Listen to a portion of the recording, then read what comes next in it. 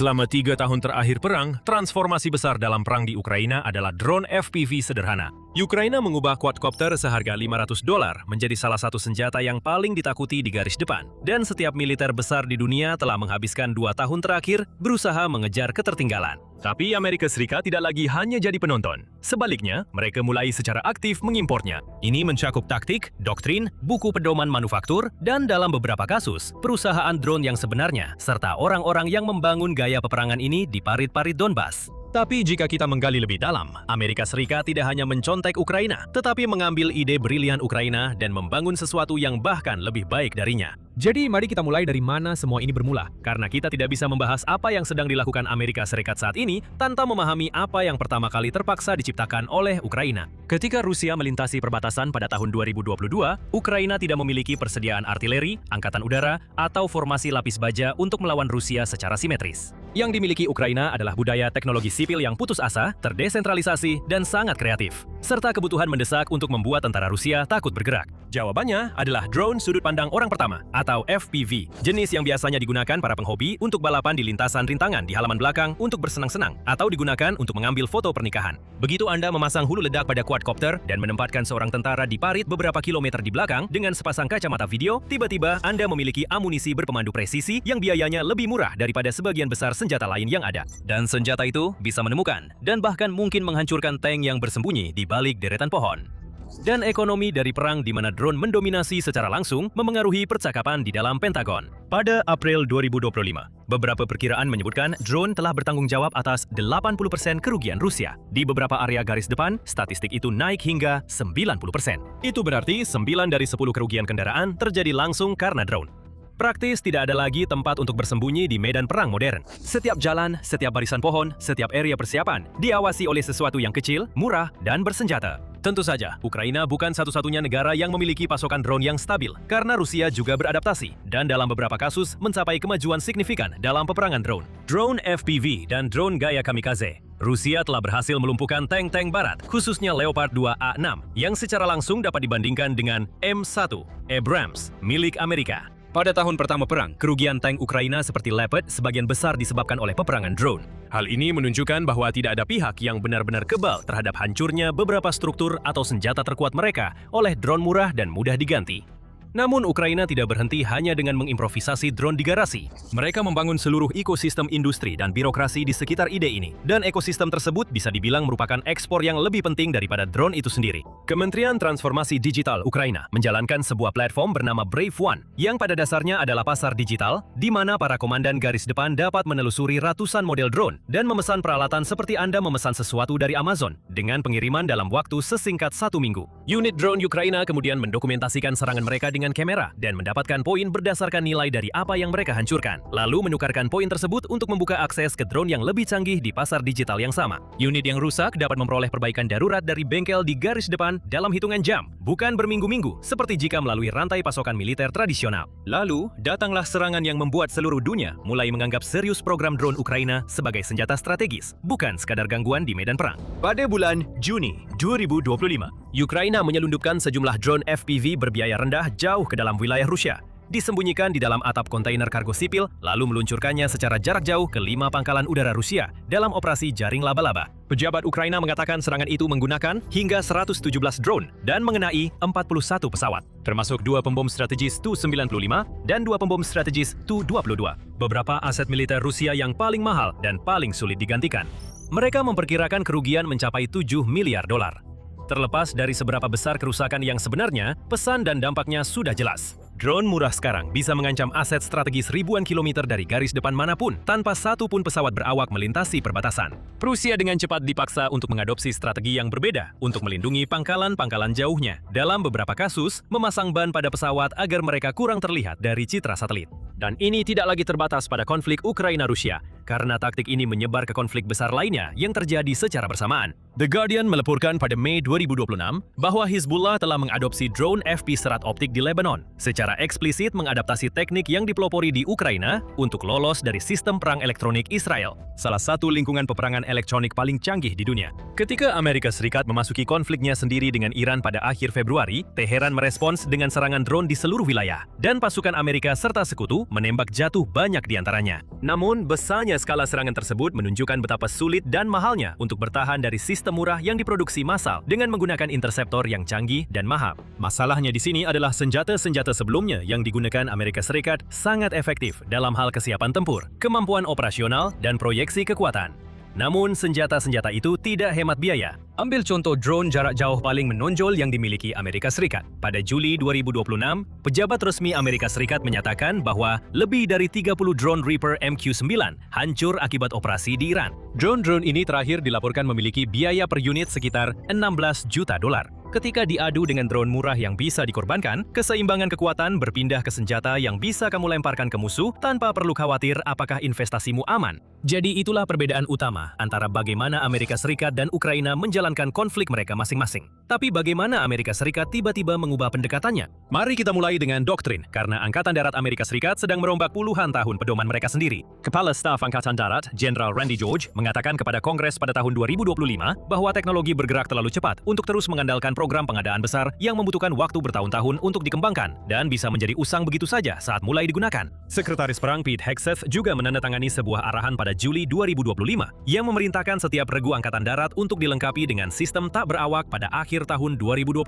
Dan dia tidak berbasa-basi tentang alasan mengapa Pentagon lambat sampai di titik ini dengan menulis bahwa teknologi drone telah menjadi kemajuan militer terbesar dalam satu generasi. Pada saat itu, beberapa perubahan skala kecil sudah mulai diterapkan. Pada Januari 2025, Brigade Ketiga Angkatan Darat Divisi Gunung ke-10 mengoperasikan 144 drone eksperimental selama penugasan di Jerman, lebih banyak daripada yang pernah dibawa unit manapun ke latihan sebelumnya. Mereka juga membentuk 3 kompi serbu berisi 80 prajurit yang dirancang untuk beroperasi di depan batalion. Masing-masing terdiri dari peloton pengintai, peloton mortir, dan peloton drone khusus yang menerbangkan drone pengintai, amunisi berkeliaran, serta sistem penangkal drone. Unit-unit tersebut disarankan untuk menggunakan drone Ghost dari Anduril yang dapat berputar-putar selama lebih dari 1 jam, sistem pengintaian PWC-100, dan amunisi berkeliaran Switchblade 600 yang menggunakan hulu ledak yang sama dengan rudal anti-tank Javelin. Pada saat yang sama, para tentara dari Divisi Lintas Udara ke-101 menerbangkan drone yang dibuat dengan bagian-bagian hasil cetak 3D.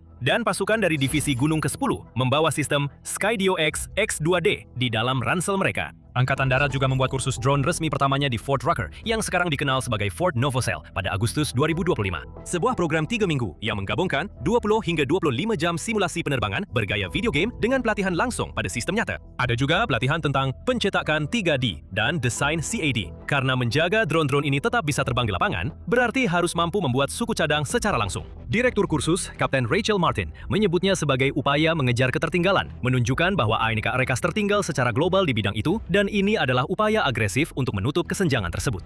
Sementara itu, Sekretaris Angkatan Darat Daniel Driscoll menyarankan bahwa batalion-batalion perlu menjadi lebih ramping dan berhenti bergerak terlalu jauh ke depan seperti dulu karena tingkat kepadatan yang ditunjukkan Ukraina berarti sebuah tank senilai 10 juta dolar bisa ditemukan dan dihancurkan oleh sesuatu yang harganya lebih murah dari mobil bekas. Corps Marinier menjalankan versi transformasi yang bahkan lebih cepat dan terus terang lebih improvisasional dari perubahan yang sama. Unit Ekspedisi Mariner ke-24 menghabiskan 3 minggu di Camp Lejeune untuk berlatih menggunakan Nereus Archer. Archer adalah quadcopter berukuran 8 inci yang dibuat di El Segundo, California, yang harganya sekitar 2.000 dolar dan telah disetujui oleh Blue UAS. Artinya, tidak memiliki komponen dari Tiongkok yang mendominasi pasar drone komersial dan bisa memengaruhi rantai pasokan dalam potensi konflik yang lebih luas antara Amerika Serikat dan Tiongkok, bahkan melalui proksi. Corps Marinier juga menandatangani kontrak senilai sekitar 17 juta dolar untuk sekitar 8.000 drone Archer. Tapi camp pelatihan intensif selama 3 minggu itu juga menunjukkan betapa Amerika Serikat harus mengejar ketertinggalan dari para pemain yang sudah ada. Rusia dan Iran telah memiliki pengalaman bertahun-tahun dalam pertempuran nyata untuk menyempurnakan keahlian ini. Corps Marinier mencoba memadatkan kurva pembelajaran itu menjadi 3 minggu karena alternatifnya adalah mengirim marinir tanpa solusi sama sekali terhadap ancaman yang sekarang digunakan setiap lawan sebagai perlengkapan standar.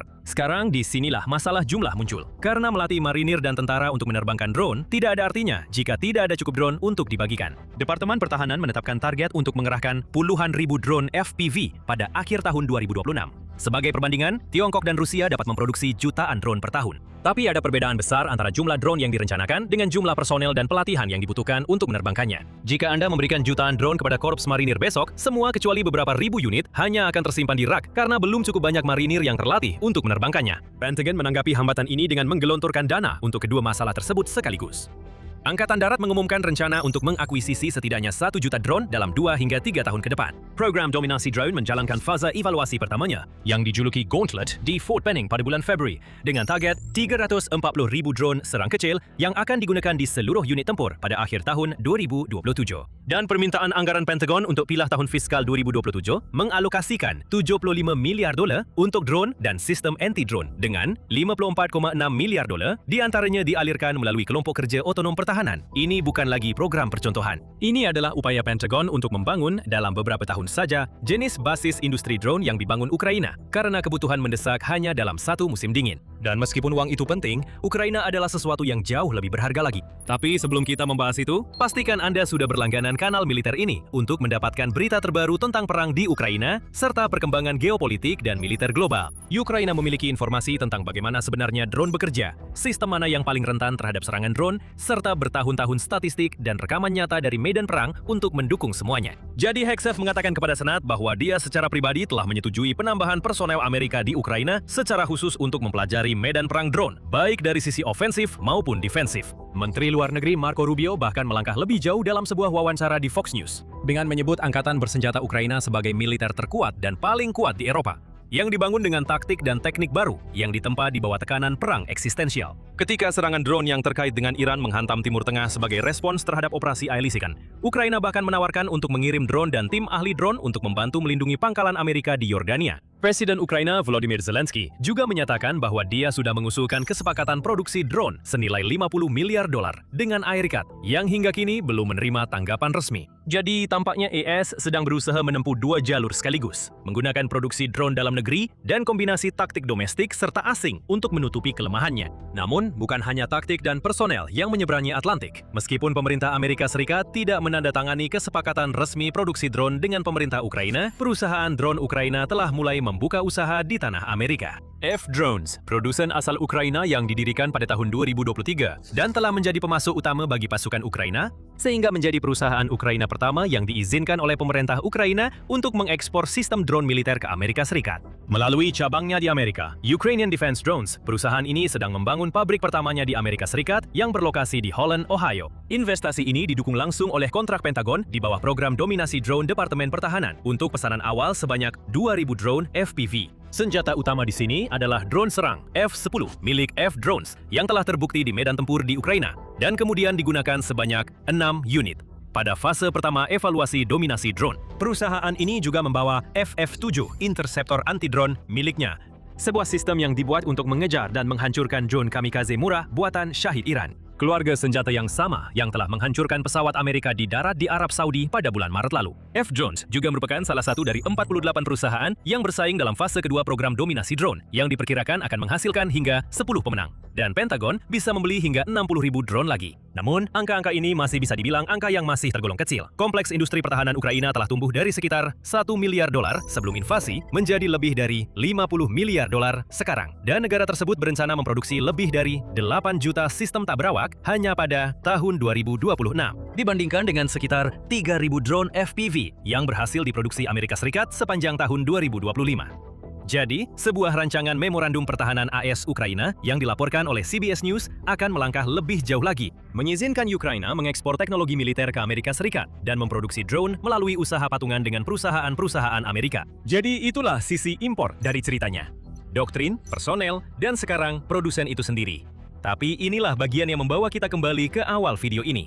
Karena Amerika Serikat tidak hanya meniru Ukraina, ada bidang-bidang tertentu di mana rekayasa Amerika, kapasitas industri Amerika, dan doktrin tempur gabungan Amerika sudah siap untuk mengambil ide jenius Ukraina dan membuatnya jauh lebih mematikan. Yang pertama adalah amunisi modular yang dibuat dari persediaan militer yang sudah ada, bukan dari hulu ledak yang dibuat khusus. Ambil contoh program Neros Archer yang sedang dibangun oleh Korps Marinir. Setiap ordnans militer biasanya membutuhkan kode identifikasi Departemen Pertahanan atau DODIC yang memerlukan evaluasi teknis yang ekstensif dan produsen khusus sebelum pasukan dapat menggunakannya. Proses itu adalah jenis birokrasi yang memakan waktu bertahun-tahun yang tidak pernah punya waktu untuk dilakukan oleh Ukraina, dan Pentagon secara historis memang buruk dalam mempercepatnya. Jawaban Korps Marinir dengan Archer sebenarnya sangat sederhana. Ambil bahan peledak plastik, C4, dan detonator elektronik standar. Yang keduanya sudah memiliki nomor DOD dan sudah ada dalam inventaris Amerika. Dalam jumlah besar, kemas C4 ke dalam wadah, pasang detonator dari belakang, lalu kencangkan. Pasang cakram fragmentasi anti-personel atau penetrator. Bentukan ledakan bermuatan berarah di bagian depan, tergantung apakah targetnya adalah infanteri atau kendaraan lapis baja. Karena hulu ledak itu sendiri tidak mengandung bahan peledak sampai dirakit, maka tidak pernah membutuhkan nomor DODIC sendiri. Dan marinir tidak perlu belajar ulang cara menangani kelas bahan peledak baru, karena mereka sudah terbiasa berlatih dengan C4. Solusi tunggal itulah yang memungkinkan Korps Marinir membawa senjata ini dari konsep setelah Natal dan Januari tahun lalu hingga menjadi kemampuan tembak langsung di Camp Lejeune. Dalam waktu sedikit lebih dari setahun, lebih cepat daripada biasanya, tentara mendapatkan satu suku cadang dari daftar tunggu. Ini adalah solusi yang sangat khas Amerika, menggunakan kedalaman dan standarisasi rantai logistik global yang sudah ada untuk mengatasi hambatan pengadaan, daripada mencoba mengalahkan Rusia dan Tiongkok dalam hal produksi satuan demi satuan. Yang kedua, tahan terhadap gangguan karena menggunakan tautan kontrol analog dan serat optik yang sengaja memakai teknologi lawas. Lingkungan peperangan elektronik Ukraina melawan Rusia adalah salah satu yang terpadat dan paling canggih di dunia. Dan kedua belah pihak telah belajar bahwa sistem kontrol digital dan kamera, meskipun lebih tajam dan presisi, cenderung mati seketika saat terkena gangguan. Platform Archer sengaja menggunakan kamera analog dan sistem kontrol analog bukan digital, karena sistem analog menurun secara bertahap saat terkena gangguan. Alih-alih langsung mati total, hal ini memberi operator sedikit lebih banyak waktu untuk menerbangkan drone kembali ke markas atau menyelesaikan serangan, bahkan dalam kondisi elektromagnetik yang terganggu. Faktanya, pasukan Ukraina dan Rusia telah sama-sama menggunakan drone dengan kabel serat optik yang digulung karena alasan yang sama. Karena kabel fisik sama sekali tidak bisa diganggu. Dan unit-unit Amerika sudah mulai menguji pendekatan serat optik yang sama, dengan varian Archer serat optik yang diperkenalkan pada akhir tahun 2025. Menggabungkan ketahanan seperti itu dengan investasi Amerika yang jauh lebih besar dalam penelitian peperangan elektronik dan intelijen sinyal yang dibangun selama puluhan tahun dari pertahanan yang jauh lebih besar. Anggaran R&D yang lebih besar daripada yang pernah dimiliki Ukraina atau Rusia adalah bidang nyata di mana Amerika dapat memperluas apa yang telah dimulai Ukraina, bukan sekadar menirunya. Yang ketiga adalah pemanduan otonom, yang sebenarnya merupakan keunggulan kecerdasan buatan dan rekayasa presisi yang secara unik dapat dimanfaatkan oleh Amerika Serikat. Drone FPV Ukraina sebagian besar dikendalikan secara manual, yang berarti efektivitasnya dibatasi oleh keterampilan operator individu yang menatap umpan video analog. Namun, FF-7 Interceptor yang sekarang sedang dibangun oleh F-Drones di Ohio menunjukkan kemana arah perkembangan selanjutnya. Selama fase terminal dari sebuah pertempuran, pilot hanya mengendalikan kecepatan drone, sementara pemanduan otomatis menangani semua hal lainnya. Pada dasarnya membiarkan sebuah rangka pesawat murah terbang sendiri, menuju target dengan presisi yang tidak bergantung pada waktu reaksi atau keberanian manusia saat berada di bawah tembakan. Menggabungkan jenis otonomi di dalam pesawat itu dengan basis semikonduktor Amerika, ekosistem riset visi komputernya, dan kumpulan talenta rekayasa perangkat lunak yang jauh lebih besar. Dibandingkan dengan yang bisa dimiliki Ukraina atau Rusia, ini adalah jalur di mana Amerika Serikat bisa langsung melompati teknologi kawanan yang dikendalikan secara manual sepenuhnya. Yang keempat adalah apa yang disebut disiplin dekonfliksi tempur gabungan, yang terdengar sangat teknis, tetapi sebenarnya merupakan salah satu masalah tersulit dalam peperangan drone, dan salah satu yang telah dikuasai militer Amerika Serikat selama 80 tahun. Untuk koordinasi dukungan tembakan, militer Amerika tidak memperlakukan drone serang sekali pakai secara fundamental berbeda dari F-18. Karena keduanya adalah efek mematikan yang harus dipisahkan dari pasukan kawan yang bermanuver di dekatnya. Namun, ES sudah memiliki langkah-langkah ekstensif terkait opsi serangan udara lainnya, dan konsep yang sama bisa diterapkan pada drone. Dan karena AS lebih lambat dalam mengadopsi drone secara besar-besaran, sebenarnya mereka punya kesempatan untuk menerapkan penggunaan drone ke dalam doktrin gabungan senjata sejak awal, bukan menambahkannya setelah semuanya berjalan. Dan bagian kelima, sekaligus terakhir, adalah basis industri itu sendiri, yaitu skala besar manufaktur Amerika, produksi semikonduktor, dan modal sektor pertahanan yang tidak pernah bisa diakses Ukraina. Ukraina membangun industri drone senilai $50 miliar dari nol di bawah tekanan perang. Sebuah pencapaian luar biasa dalam ukuran apapun. Amerika Serikat berusaha menggunakan fondasi teknologi dan inovasi yang sama di balik industri tersebut dan langsung mengadopsinya ke dalam kompleks industri militer domestiknya. Bagi dunia luar, tampaknya Putin sudah sangat sibuk di Ukraina. Namun jauh di dalam jantung Kremlin, rencana sedang disusun. Putin merasakan ada peluang. Dia juga merasa putus asa. Dan ketika kombinasi berbahaya itu muncul, respons Putin selalu melakukan satu hal yang tidak diinginkan siapapun, melakukan eskalasi. Eskalasi yang belum pernah kita lihat sebelumnya akan segera terjadi. Itu menurut intelijen Amerika Serikat yang mengatakan bahwa serangan Rusia terhadap NATO sudah di depan mata. Kami akan membahas alasan dan seperti apa serangan ini dalam video ini. Tapi pertama-tama, inilah yang kami temukan dari intelijen itu sendiri. Berita ini muncul pada 8 Agustus. bahwa menurut intelijen Amerika Serikat terbaru, Rusia berencana untuk menguji keteguhan kolektif NATO dengan meluncurkan apa yang mereka sebut sebagai serangan terbatas ke negara sekutu NATO. Sifat serangan itu jelas menjadi bahan perdebatan. Dugaan terbaik berkisar dari serangan siber hingga serbuan skala kecil terhadap negara yang mungkin dianggap Putin sebagai yang terlemah di aliansi NATO. Namun, apapun bentuk serangan itu, yang ingin dilakukan Putin adalah menguji seberapa kuat tekad NATO dalam lanskap geopolitik saat ini, terutama dalam hal pemberlakuan pasal 5 Piagam NATO sebagai respon terhadap serangan semacam itu. Di bawah pasal tersebut, semua anggota NATO berkewajiban untuk membantu setiap anggota lain yang mengalami serangan di wilayahnya sendiri. Putin sedang memperhatikan pasal itu dan bertanya pada dirinya sendiri apakah pasal itu sekuat yang diklaim oleh NATO. Pemimpin Rusia mulai merasa bahwa sebuah ujian diperlukan, klaim intelijen Amerika Serikat.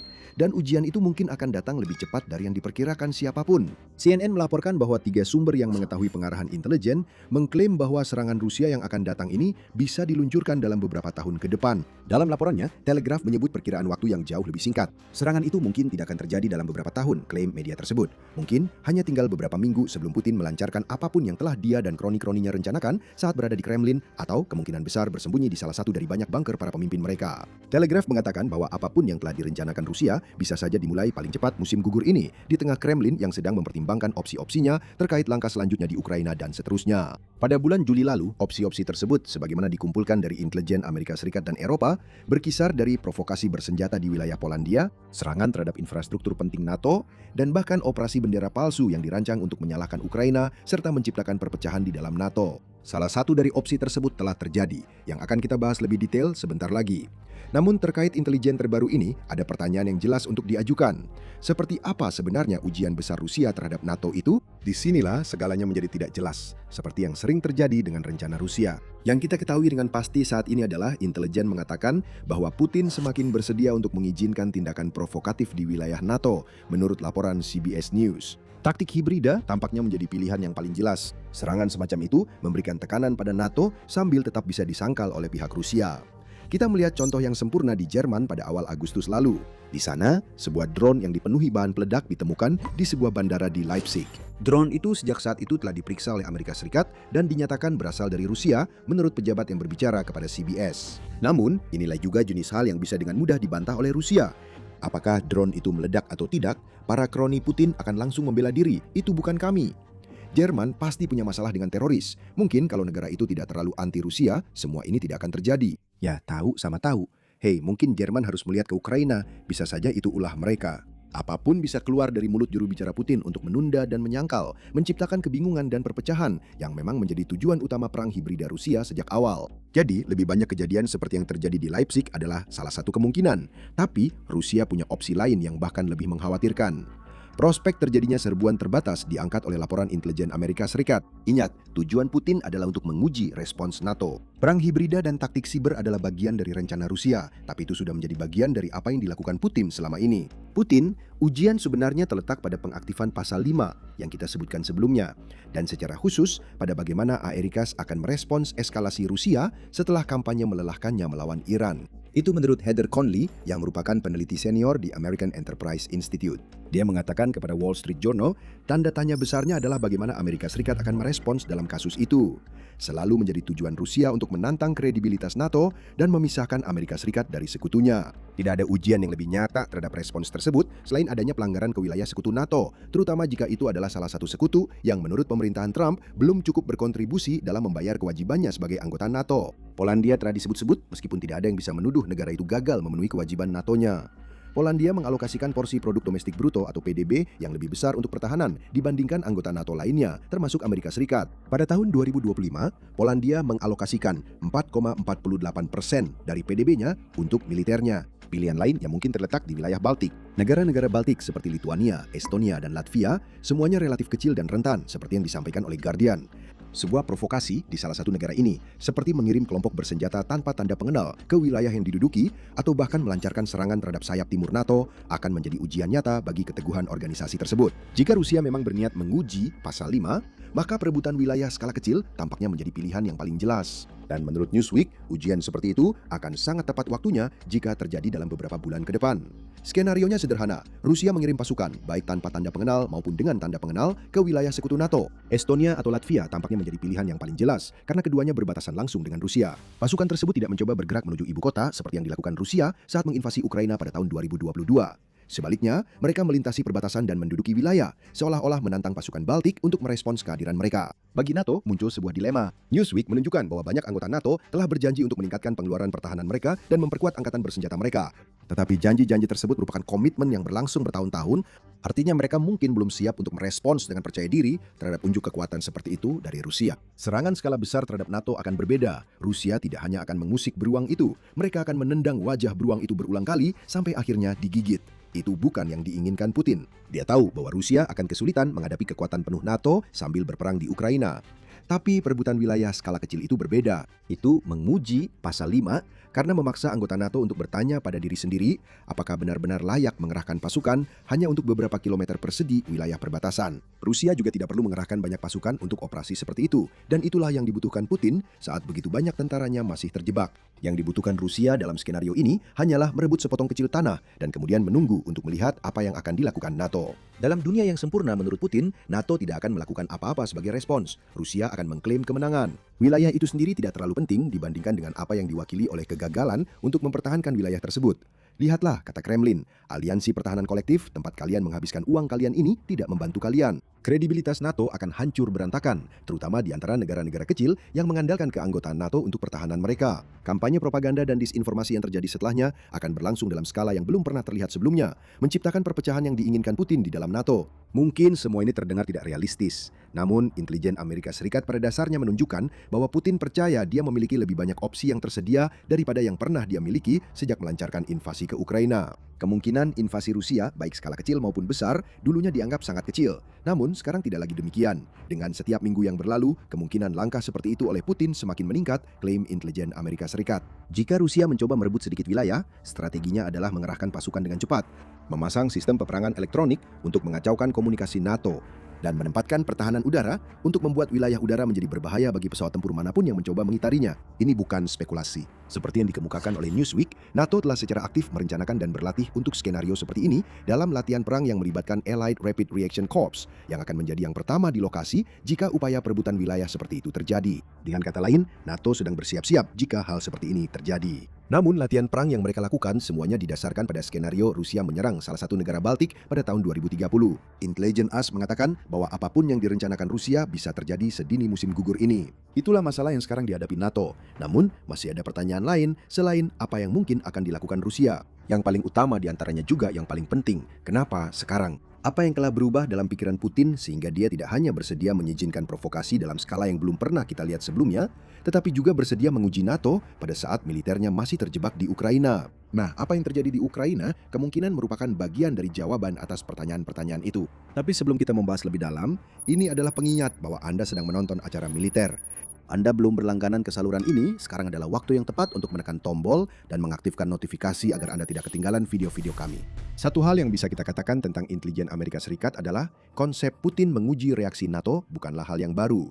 Provokasi telah menjadi bagian dari strategi Rusia terhadap Eropa selama bertahun-tahun, dan Rusia sudah mulai meningkatkan intensitasnya meskipun belum sampai pada tahap menurunkan pasukan di lapangan. Kami menyebutkan ancaman terhadap Polandia sebelumnya di video ini. Pada awal Juli, Badan Intelijen Reichswehr memperingatkan Polandia bahwa Rusia sedang merencanakan sesuatu di wilayahnya, kemungkinan besar sebuah serangan terhadap negara tersebut. Sifat serangan tersebut masih menjadi spekulasi pada saat itu. Pada akhir Juli, kita mungkin baru saja melihat apa yang direncanakan Rusia. Pada 30 Juli, sebuah rudal Rusia memasuki wilayah udara Polandia. Hal itu tidaklah sejarang yang Anda kira. Rudal-rudal pernah memasuki wilayah udara Polandia sebelumnya, namun kemudian berbalik kembali ke Ukraina. Tapi yang satu ini berbeda. Rudal tersebut dilacak saat melintasi perbatasan antara Polandia dan Ukraina, dan rudal itu terus melaju. NATO dan Polandia segera mengerahkan kekuatan udara, yang kemudian mengikuti rudal tersebut hingga akhirnya jatuh di sebuah ladang, meninggalkan kawah besar, namun tidak menimbulkan korban jiwa. Penyelidikan selanjutnya mengungkapkan bahwa rudal tersebut adalah rudal jelajah KH-101 buatan Rusia. Dan rudal itu telah menembus hingga 90 km ke dalam wilayah Polandia dari perbatasan Ukraina. Inti yang yang ingin kami sampaikan di sini adalah soal kredibilitas. Intelijen AS memperingatkan bahwa sesuatu akan terjadi pada Polandia, lalu sesuatu benar-benar terjadi pada Polandia. Putin menepati ancaman yang menurut Airisas akan datang, meskipun dengan cara yang masih memungkinkan Kremlin untuk menyangkal kesalahan. Kremlin bisa saja mengklaim bahwa rudal tersebut dialihkan ke Polandia oleh perang elektronik Ukraina. Semua itu hanyalah kecelakaan. Namun hal itu tampaknya tidak mungkin. Itu adalah sebuah tes, dan Rusia telah melakukan banyak tes seperti itu seiring dengan meningkatnya eskalasi. Hanya beberapa hari sebelum KH-101 jatuh di ladang Polandia, pasukan NATO di Rumania menembak jatuh 3 drone dalam 3 hari yang semuanya telah memasuki wilayah udara NATO. Sebelum semua ini terjadi, Dewan Atlantik mencatat pada bulan Juni bahwa Rusia sedang meningkatkan perang bayangannya terhadap NATO, semuanya dengan tujuan untuk melemahkan dukungan terhadap Ukraina. Serangan pembakaran yang menargetkan Perdana Menteri Inggris saat itu Keir Starmer juga disebutkan, serta sabotase, vandalisme, dan pengintaian yang dilakukan oleh jaringan proksi yang beroperasi di negara-negara Eropa. Jadi ketika intelijen AS Serikat mengatakan bahwa kemungkinan akan ada lebih banyak lagi dan segera, maka hal itu harus dianggap serius. Tapi tetap saja kita punya pertanyaan, kenapa sekarang? Ini bukan hanya soal intimidasi, itu saja yang dipedulikan Putin dan serangan hibrida seperti yang baru saja kita sebutkan sudah cukup bagi Rusia. Tapi Putin ingin meningkatkan eskalasi. Dan salah satu alasannya, seperti yang disarankan oleh mantan Duta Besar Amerika Serikat untuk PBB John Bolton saat berbicara kepada CNN, adalah bahwa Putin mungkin merasakan adanya ketakutan di pihak Amerika Serikat. Saya rasa dia mengamati pemerintahan Trump di Iran dengan sangat hati-hati. Dan yang dia rasakan adalah ketakutan, Bolton mengatakan sambil menambahkan, ketakutan bahwa Trump berada dalam situasi di mana dia tidak memiliki solusi yang langsung tersedia untuk masalah harga bensin di SPBU bagi konsumen Amerika. Bolton menyebutkan bahwa pemilu paruh waktu hanya tinggal beberapa bulan lagi dan bahwa Arekas masih tersangkut di Iran. Ketakutan yang dimaksud adalah tentang kemungkinan terlibat dalam konflik lain begitu dekat dengan pemilu paruh waktu. Jika Rusia menyerang pada musim gugur, Airas menghadapi dilema. Jika pasal 5 diaktifkan, Trump mungkin takut memberikan respon seperti yang seharusnya dilakukan Amerika Serikat sesuai kewajiban NATO-nya karena terlibat dalam perang kedua sementara masih berperang dalam satu konflik yang ia janjikan saat ini seharusnya sudah berakhir bisa menjadi hukuman mati secara politik bagi pemerintahan Trump. Sejak bulan April, Bloomberg mengklaim bahwa operasi Epic Fury justru membuat ASX terlihat lebih lemah di mata para lawannya, terutama setelah gencatan senjata awal disepakati. Efek kejut dan intimidasi dari kampanye udara mungkin memang mengesankan, tetapi itu tidak membuahkan hasil terhadap rezim yang bersikeras bertahan. Selain itu, AESA telah menghabiskan sebagian besar persediaan misilnya di Iran dan kemungkinan besar tidak ingin terlibat kembali dalam konflik dengan Rusia, bahkan jika pasal 5 diaktifkan.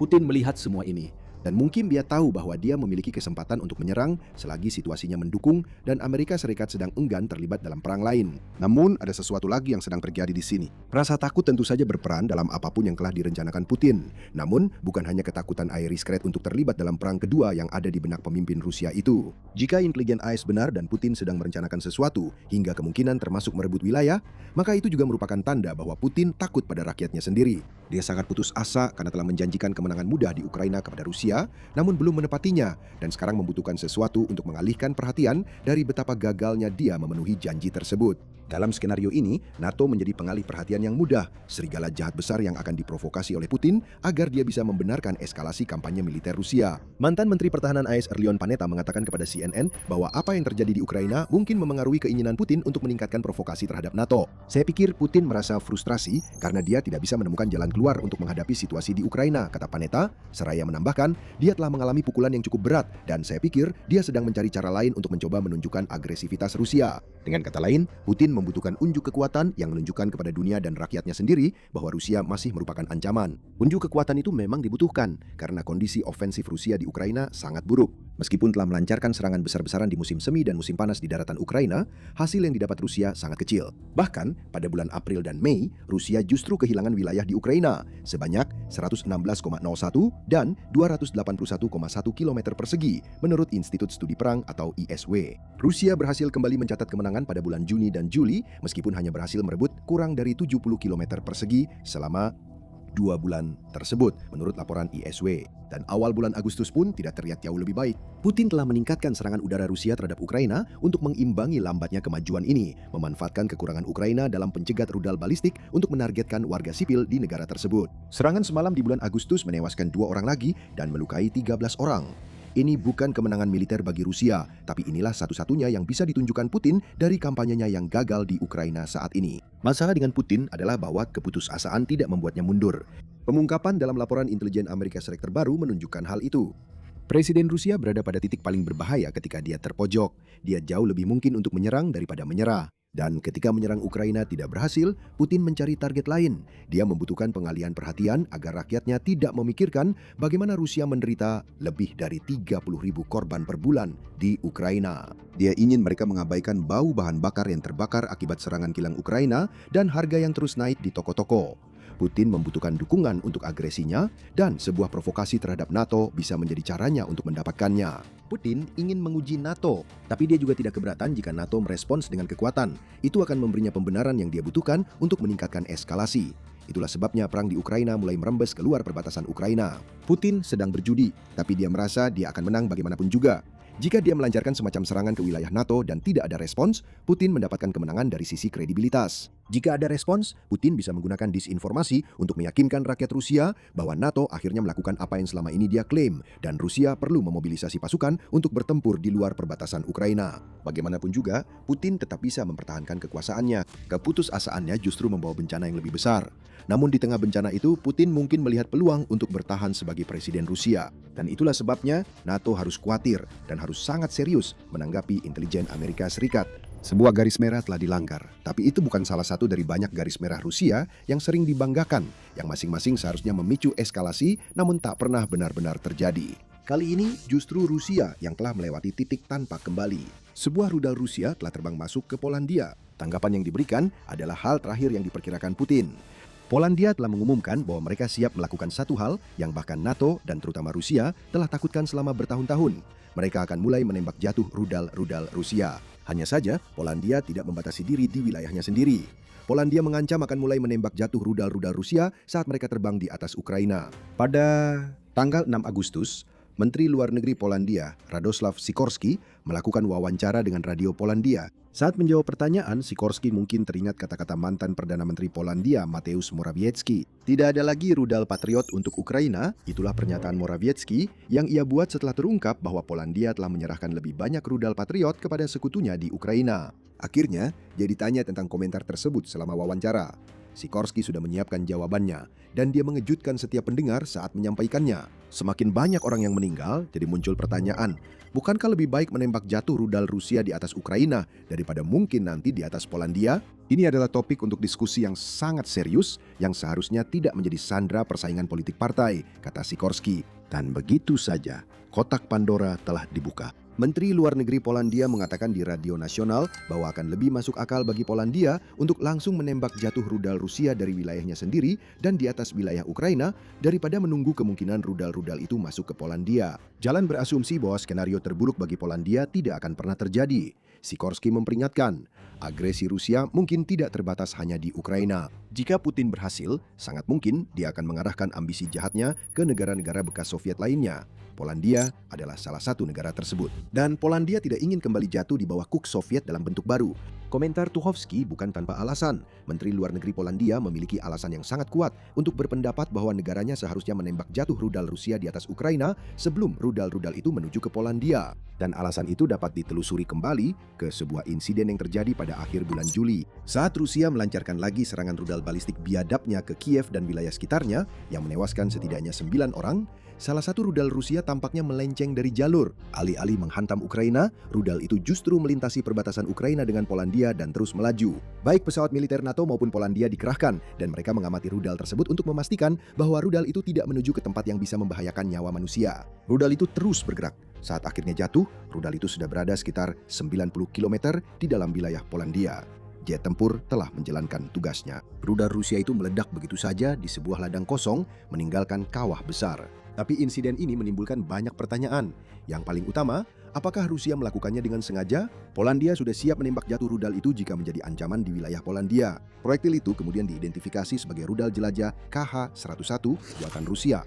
Dan CNN kemudian melaporkan bahwa Polandia dan NATO bersama-sama mengerahkan sepasang jet tempur, sebuah helikopter, sebuah pesawat peringatan dini, dan sebuah pesawat tanker pengisian bahan bakar di udara. Media yang sama mengatakan bahwa jet tempur NATO benar-benar hanya beberapa detik lagi untuk menembak jatuh rudal Rusia di udara sebelum akhirnya jelas bahwa rudal itu akan jatuh tanpa menimbulkan bahaya apapun. Tampaknya logikanya adalah lebih baik menyimpan senjata itu untuk kejadian lain di masa depan yang lebih berbahaya. Setelah serangan tersebut, Wakil Menteri Pertahanan Polandia Cezary Tomczyk mengungkapkan bahwa sekitar 2 lusin rudal terdeteksi menuju ke arah Polandia selama pengeboman Rusia. Semua kecuali satu akhirnya jatuh di Ukraina. Tetap saja jumlah itu mengkhawatirkan, lebih dari 20 rudal Rusia bisa saja memasuki wilayah udara Polandia.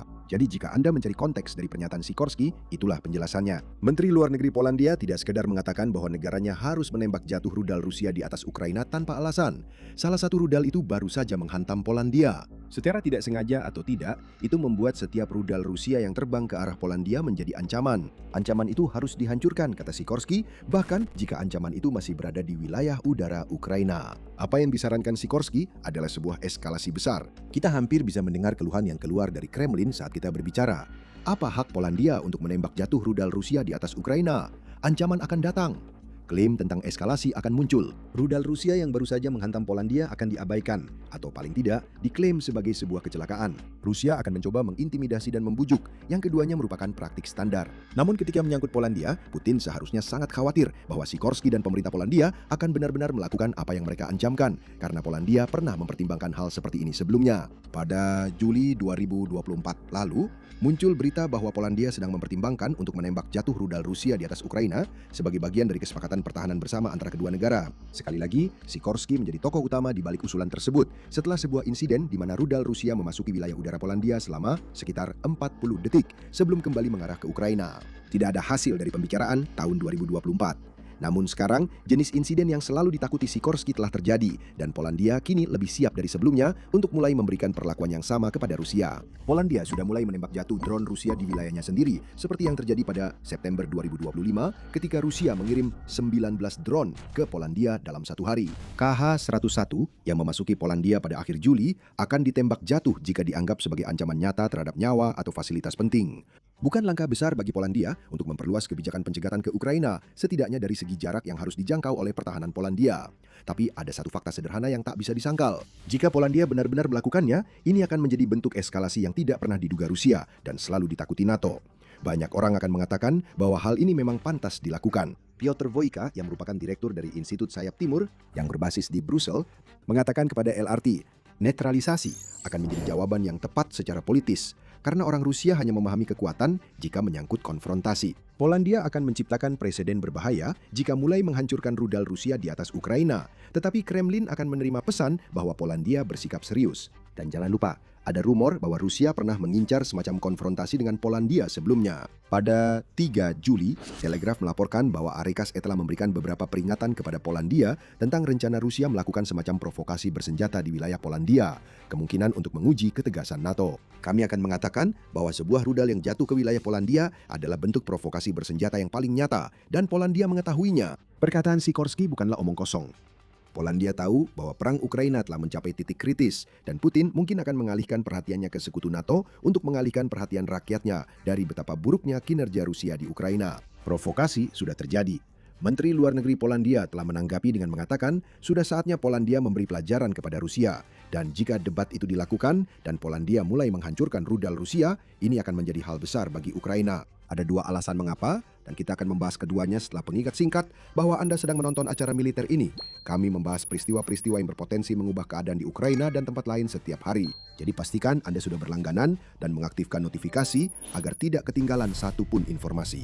Jadi alasan pertama mengapa hal ini akan berdampak besar bagi Ukraina sudah cukup jelas saat ini. Ukraina sedang menghadapi masalah serius dalam menangani serangan rudal Rusia. Kami sebutkan sebelumnya bahwa serangan yang membuat sebuah rudal Rusia masuk ke Polandia juga menewaskan setidaknya 9 orang di Ukraina. Sayangnya, statistik seperti itu menjadi terlalu umum, dan hal itu terjadi karena Ukraina praktis kehabisan rudal Patriot yang dibutuhkan untuk mempertahankan diri dari rudal balistik Rusia. Setelah serangan berikutnya di awal Agustus, Presiden Ukraina Volodymyr Zelensky melaporkan bahwa 21 orang tewas karena Ukraina tidak mampu menghentikan satupun dari 24 rudal balistik yang ditembakkan Rusia ke wilayahnya. Pencegat rudal balistik bisa saja menyelamatkan nyawa orang-orang itu hari ini, kata Zelensky. Sayangnya, Ukraina tidak memiliki pencegat yang dibutuhkan. Kampanye Rusia terhadap warga sipil Ukraina semakin meningkat, justru karena Kremlin tahu bahwa Ukraina tidak memiliki apa yang dibutuhkan untuk menghentikan rudal-rudal Rusia. Pencegat Patriot praktis sudah habis dan mungkin tidak bisa digantikan. Amerika Serikat yang memproduksi pencegat Patriot dilaporkan hanya memiliki sekitar 800 dari 2.300 unit. karena perang dengan Iran dan kemungkinan besar tidak akan dijual ke Ukraina. Sementara itu warga sipil terus berjatuhan, sekitar 400 orang di antaranya. Hanya pada bulan Juli saja dan hampir 1.400 orang secara total selama 6 bulan pertama tahun 2026 yang merupakan peningkatan 37% dibandingkan periode yang sama pada 2025.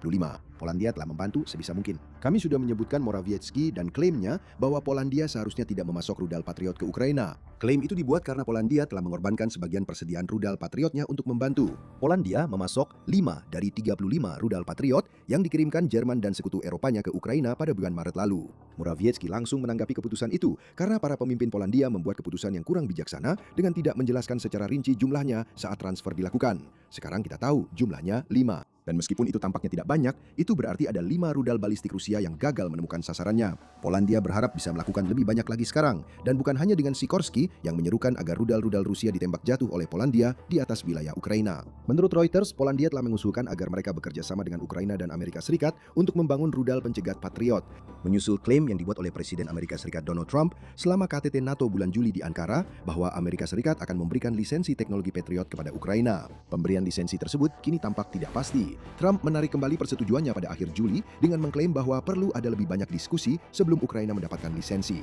Namun demikian, tawaran Polandia menunjukkan bahwa mereka bersedia melakukan apapun untuk membantu Ukraina di bidang pertahanan udara. Bahkan jika itu berarti mendirikan fasilitas produksi bersama untuk memasukkan rudal pencegat Patriot ke Ukraina dengan lebih cepat. Situasi Patriot itu masih belum pasti saat ini. Namun bahkan tanpa rudal pencegat ini, Polandia baru saja mengirimkan pesan kepada Putin bahwa mereka tidak akan tinggal diam dan membiarkan Rusia melakukan apapun yang diinginkannya, baik itu di Ukraina maupun di wilayah Polandia. Api akan dibalas dengan api jika Sikorsky mendapatkan keinginannya.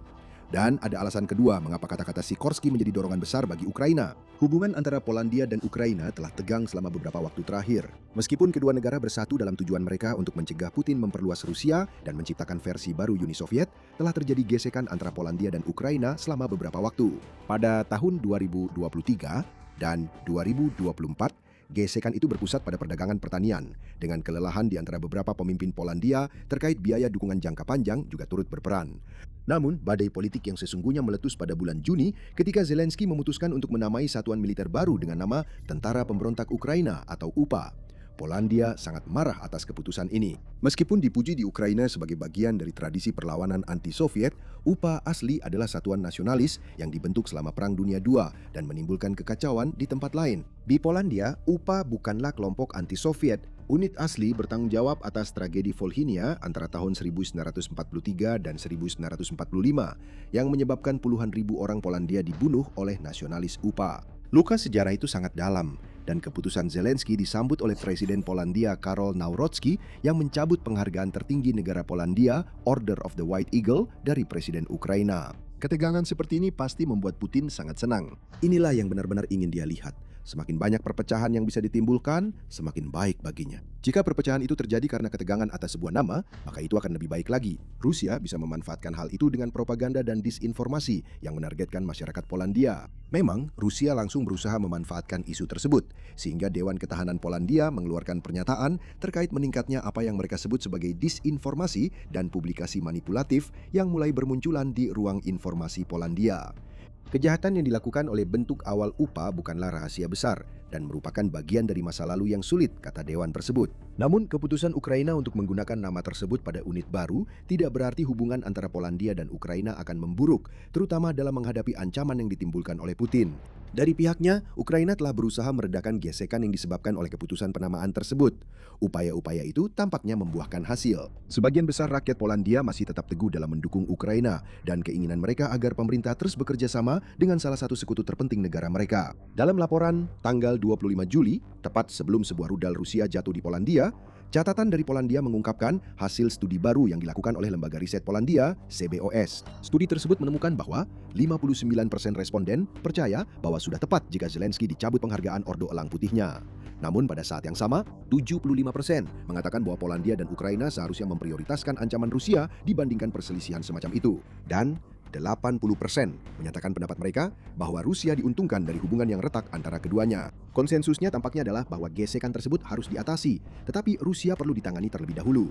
Perpecahan yang memang diinginkan oleh Putin tidak boleh dibiarkan terjadi dan memang tidak terjadi. Pada tanggal 6 Agustus, Duta Besar Ukraina untuk Polandia, Vasil Botnar, mengatakan bahwa fase tersulit dalam krisis diplomatik antara Polandia dan Ukraina kini telah berlalu. Ketegangan masih ada, tegasnya, tetapi kedua negara tetap bersatu dalam hal menghentikan Putin dan ambisinya yang gila untuk menciptakan Uni Soviet 2.0.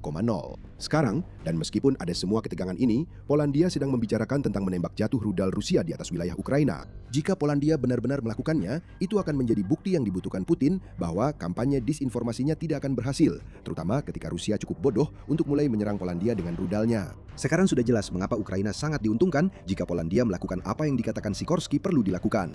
Tapi sekarang mari kita lihat dari sudut pandang yang lebih luas. Bagaimanapun bukan hanya Polandia dan Ukraina yang akan terpengaruh oleh keputusan ini. Polandia adalah anggota NATO. Jet tempur NATO lah yang dikerahkan untuk menangani rudal Rusia di wilayah udara Polandia. Jika Polandia mulai menembak jatuh rudal Rusia terutama di Ukraina, maka apa yang dikhawatirkan NATO akan terjadi, yaitu eskalasi di mana negara anggota NATO secara aktif melancarkan serangan balasan terhadap Rusia. NATO telah lama mengkhawatirkan respon seperti ini, tetapi insiden di Polandia menyoroti mengapa seseorang di dalam aliansi perlu berbuat lebih banyak terhadap Rusia. Krisis rudal Polandia mencerminkan dualitas yang ada di dalam NATO. Respons terhadap rudal Rusia sangat cepat. Rudal Rusia hanya terbang di wilayah udara Polandia selama 6 menit, tetapi waktu itu sudah cukup bagi NATO dan Polandia untuk mengerahkan helikopter dan pesawat untuk menanganinya. Deteksi ancaman dan waktu respons bukanlah masalahnya. Masalahnya adalah apa yang terjadi setelah ancaman dihadapi, yaitu tidak ada apa-apa. Kita melihat itu pada akhir Juli. Rudal Rusia hanya beberapa detik lagi untuk ditembak jatuh, tapi itu tidak dilakukan. Perdebatan harus terjadi terlebih dahulu, karena tidak ada kebijakan yang pasti yang mengatakan NATO akan menghancurkan apapun milik Rusia yang memasuki wilayah udaranya. Polandia akhirnya membayangi rudal tersebut dan menunggu hingga detik terakhir untuk menentukan apakah rudal itu akan jatuh di tempat yang aman. Fakta bahwa rudal itu akhirnya memang menghantam Polandia di tempat yang tidak bisa menyebabkan kerusakan bukanlah intinya. Yang jadi masalah adalah NATO lambat dalam mengambil tindakan. NATO bisa saja menggunakan insiden ini untuk mengirim pesan bersama kepada Putin bahwa apa yang dilakukan Rusia di Polandia tidak akan ditoleransi. Sebaliknya, Rusia justru belajar bahwa sebuah rudal yang melintasi 90 km ke wilayah udara anggota NATO tidak akan ditembak jatuh kecuali NATO menganggapnya benar-benar perlu. Itu bukan pelajaran yang ingin NATO tanamkan kepada Putin. Pemimpin Rusia akan terus mengusik dan menekan. Akan ada lebih banyak provokasi untuk melihat sejauh mana NATO bersedia melangkah demi menghindari eskalasi. Ketakutan akan pembalasan Rusia ada di dalam NATO dan Putin bisa merasakannya. Seringkali banyak pembicaraan tapi tindakannya minim. Sekali lagi, NATO menyatakan bahwa mereka akan mengambil semua langkah yang diperlukan untuk mempertahankan wilayahnya setelah apa yang terjadi di Polandia. Tapi Sikorski sekarang mengajukan pertanyaan kunci, seberapa banyak yang dianggap berlebihan? Pada tahun 2025, aset udara Rusia memuji wilayah udara NATO sebanyak 18 kali, yang merupakan lonjakan sebesar 200%. Situasinya semakin memburuk. Pada bulan Juli, NATO terpaksa mengerahkan jet tempur lebih dari 2 kali lipat dibandingkan bulan yang sama pada tahun 2025. Lonjakan yang dimulai pada tahun itu terus berlanjut hingga 2026. Dan sebuah rudal Rusia yang menghantam Polandia menjadi bukti bahwa Putin akan terus menguji batas sampai dia mendapat perlawanan. Polandia ingin menjadi negara yang memberikan perlawanan dengan cara yang tidak pernah diduga oleh NATO. Setidaknya itulah menurut Sikorski. Yang sangat jelas adalah jika Polandia ingin mulai menembak rudal Rusia di Ukraina, maka seluruh anggota NATO lainnya harus bersatu mendukung pendekatan tersebut. Pada 7 Agustus, CNN melaporkan bahwa intelijen Amerika Serikat sekali lagi memperingatkan bahwa Putin sedang merencanakan serangan terhadap anggota NATO, kemungkinan dalam beberapa tahun ke depan. Putin adalah seseorang yang memahami dan merespons kekuatan. Penangkalan tidak lagi berhasil. Putin perlu belajar bahwa NATO akan bertindak jika Rusia terus mengusik dan memancing. Rudal-rudal yang dijatuhkan oleh Polandia di atas Ukraina akan menjadi tindakan yang begitu keras, sehingga Putin akan terpaksa mundur. Keadaan tidak berjalan baik bagi Rusia pada gula tahun 2026. Kampanye daratnya telah goyah, serangan musim semi dan musim panas sudah gagal, dan Putin terpaksa menghadapi kenyataan bahwa Ukraina semakin kuat, sementara Rusia semakin lemah. Lalu Prancis dan Jerman pun muncul. Keduanya baru saja melakukan sesuatu yang benar-benar gila untuk Ukraina. Kita bicara tentang drone, jet tempur, dan beberapa rudal terpenting yang bisa didapatkan Ukraina. Semua itu akan datang, dan Putin sangat ketakutan. Dia tahu perangnya sebenarnya sudah hampir selesai. Sekarang, dua mitra Ukraina baru saja mendorong Ukraina lebih dekat untuk mengakhirinya sekali untuk selamanya. Kita mulai dengan Jerman. Pada 13 Juli, Reuters melaporkan bahwa Jerman mendanai 50.000 drone serang yang akan digunakan di seluruh garis depan untuk menghancurkan pasukan dan peralatan Rusia. Berita ini bukan berasal dari Kementerian Pertahanan Ukraina atau Jerman, yang keduanya tetap diam, melainkan dari sumber yang mengetahui apa yang sedang terjadi. Sumber tersebut yang tampaknya adalah CEO perusahaan teknologi pertahanan Amerikas Alterion, Lawrence Mayer, mengatakan bahwa kesepakatan ini merupakan pembelian drone terbesar yang pernah dilakukan oleh pemerintah Barat untuk Ukraina. Alterion bukanlah penyedia drone tersebut, tetapi yang mereka lakukan adalah menciptakan teknologi yang digunakan drone untuk secara otomatis melacak dan menyerang target selama fase akhir penerbangan mereka. Mayer mengatakan bahwa kontrak untuk drone baru Ukraina bernilai $103 juta dan telah didanai oleh sebuah negara Eropa. Bagaimana kita tahu bahwa negara itu adalah Jerman? Skyfall yang mengatakan demikian. Produsen drone Ukraina yang menggunakan teknologi Alterion dalam drone serangnya telah mengkonfirmasi keterlibatan Jerman dalam pembelian 50.000 drone. Meskipun mereka mengatakan tidak bisa menjelaskan lebih lanjut selain memberikan nama jenis drone yang telah dibeli. Shrike, salah satu drone jarak pendek terbaik yang bisa diperoleh Ukraina. Shrike adalah sesuatu yang istimewa, dan bukan hanya Ukraina yang percaya akan hal itu. Pada bulan Maret lalu, Pentagon menjalankan sebuah program untuk menentukan drone mana yang paling cocok untuk program dominasi drone baru Amerika. Shrike keluar sebagai pemenang dengan selisih yang cukup jauh, karena memperoleh 10 poin lebih banyak dibandingkan drone peringkat kedua dalam pengujian, yang antara lain menilai akurasi serangan pada jarak 2,5 hingga 10 km, dan sebagainya. Nah, drone-drone tersebut beroperasi di lingkungan perkotaan untuk menghadapi beberapa target. Bagi Ukraina, 50.000 drone ini yang menuju garis depan berarti penderitaan bagi Rusia. Ada dua versi dari Shrike. Versi yang lebih kecil, berukuran 17,78 cm, dapat membawa muatan seberat 1,5 kg. Memang tidak besar, tapi lebih dari cukup untuk melumpuhkan prajurit dan kendaraan lapis baja. Drone ini dapat mencapai kecepatan maksimum 100 km per jam, sehingga sulit untuk melarikan diri darinya dan memiliki jangkauan hingga 30 km. Hal ini menjadikannya tambahan yang sangat baik untuk zona pembunuhan di Ukraina yang dipenuhi drone. Versi yang lebih besar menambah sekitar 7,6 cm pada ukurannya yang memungkinkan muatannya menjadi 2 kali lipat. Dengan tambahan peningkatan kecepatan sebesar 20 km per jam, dan versi Shrike yang satu itu menjadi lebih menakutkan lagi bagi para tentara Rusia. Dan ada juga kemampuan otonom yang sudah kami sebutkan. Berkat perangkat lunak Alterion, Shrike dapat melacak dan menyerang target secara otonom selama fase akhir penerbangannya. Kesepakatan yang baru saja diungkapkan ini sebenarnya sudah berjalan dengan baik. Maya mengatakan bahwa beberapa drone Shrike yang dibeli Jerman untuk Ukraina sudah berada di garis depan, menimbulkan kekacauan. Sisanya dijadwalkan tiba di Ukraina pada akhir tahun ini, di mana mereka pasti akan menimbulkan lebih banyak kematian dan kehancuran pada pasukan Rusia yang sedang tertekan. Semua itu terdengar mengesankan, bukan? Yang gila adalah pengiriman 50.000 drone paling menakutkan yang pernah ada di garis depan perang Ukraina itu sebenarnya kecil dibandingkan dengan apa yang baru saja dilakukan Prancis untuk Ukraina. Tidak ada yang menduga hal ini, terutama Putin. Prancis pada dasarnya melihat apa yang ditawarkan Jerman dan berkata, itu bagus, tapi biar aku tunjukkan yang lebih hebat. Prancis melihat drone Jerman, lalu meningkatkan skalanya dengan jet tempur dan rudal. Kita memang membicarakannya seolah-olah ini seperti sebuah kompetisi, tapi kenyataannya baik Prancis maupun Jerman sama-sama melakukan hal besar untuk Ukraina. Hanya saja, pengumuman dari Prancis ini sangat luar biasa. Setelah pertemuan koalisi negara-negara yang bersedia di Paris pada 13 Juli, Presiden Prancis Emmanuel Macron mengumumkan bahwa Prancis akan mengirimkan jet tempur Rafale ke Ukraina. Kita sudah tahu itu. Prancis sudah berkomitmen untuk mengirimkan 100 Rafale ke Ukraina sejak Februari lalu.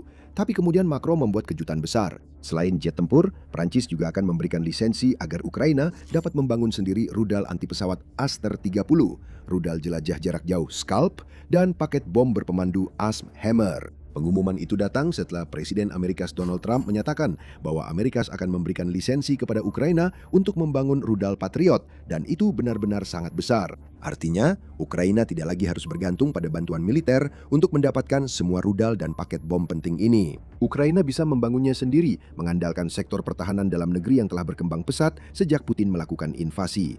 Berikut detailnya. Jet tempur Rafale tidak akan tiba secara instan seperti yang dikatakan Macron. Ini melibatkan proyek untuk memperoleh 16 pesawat Rafale beserta sistem persenjataannya. Penerbangan pertama bisa dilakukan paling cepat pada tahun 2028 hingga 2029 dan pelatihan personel akan dimulai dalam beberapa bulan mendatang. Jadi Ukraina akan menghabiskan beberapa bulan ke depan untuk mempersiapkan pilot-pilotnya menghadapi jet tempur yang baru akan tiba dalam beberapa tahun.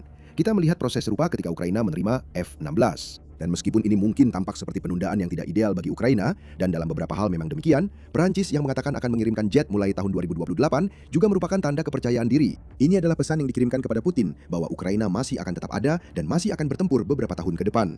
Dengan kata lain, tidak Rusia hingga tahun 2028 pun kalian belum akan memenangkan perang itu. Kalian sama sekali tidak akan memenangkannya. Mengenai lisensi, sudah ada petunjuk bahwa hal ini akan terjadi.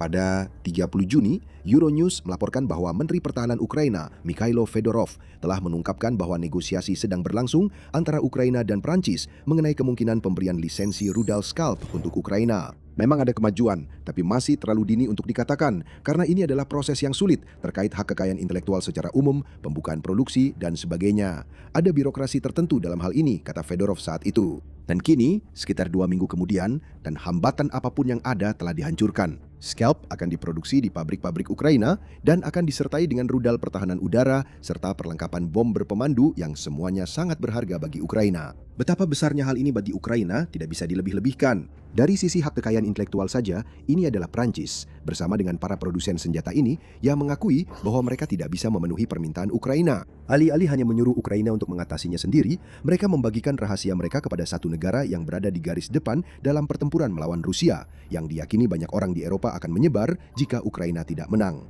Apa yang kita lihat di sini adalah kemitraan sejati. Prancis telah memberikan Ukraina akses ke beberapa senjata terpentingnya. Adapun senjata-senjata itu sendiri, semuanya memiliki rekam jejak yang menunjukkan mengapa Ukraina menginginkannya sejak awal. Ambil contoh rudal Ester. Rudal ini digunakan oleh sistem pertahanan udara SAMP-T yang sudah dimiliki Ukraina dan telah digunakan dengan sangat efektif. Pada bulan Maret 2025 lalu, Ukraina menggunakan SAMP-T untuk menembak jatuh sebuah jet tempur Sukhoi seperti Su-27 atau Su-35 yang menyoroti sistem ini sebagai alat utama yang dapat digunakan Ukraina untuk menjaga keamanan wilayah udaranya. SAMP-T juga merupakan sistem yang padanan yang paling mendekati sistem pertahanan udara Patriot. Euromaidan Press menyoroti karena sistem ini mampu mencegat rudal balistik pada jarak 25 km dan dapat menyerang target aerodinamis lainnya pada jarak 150 km.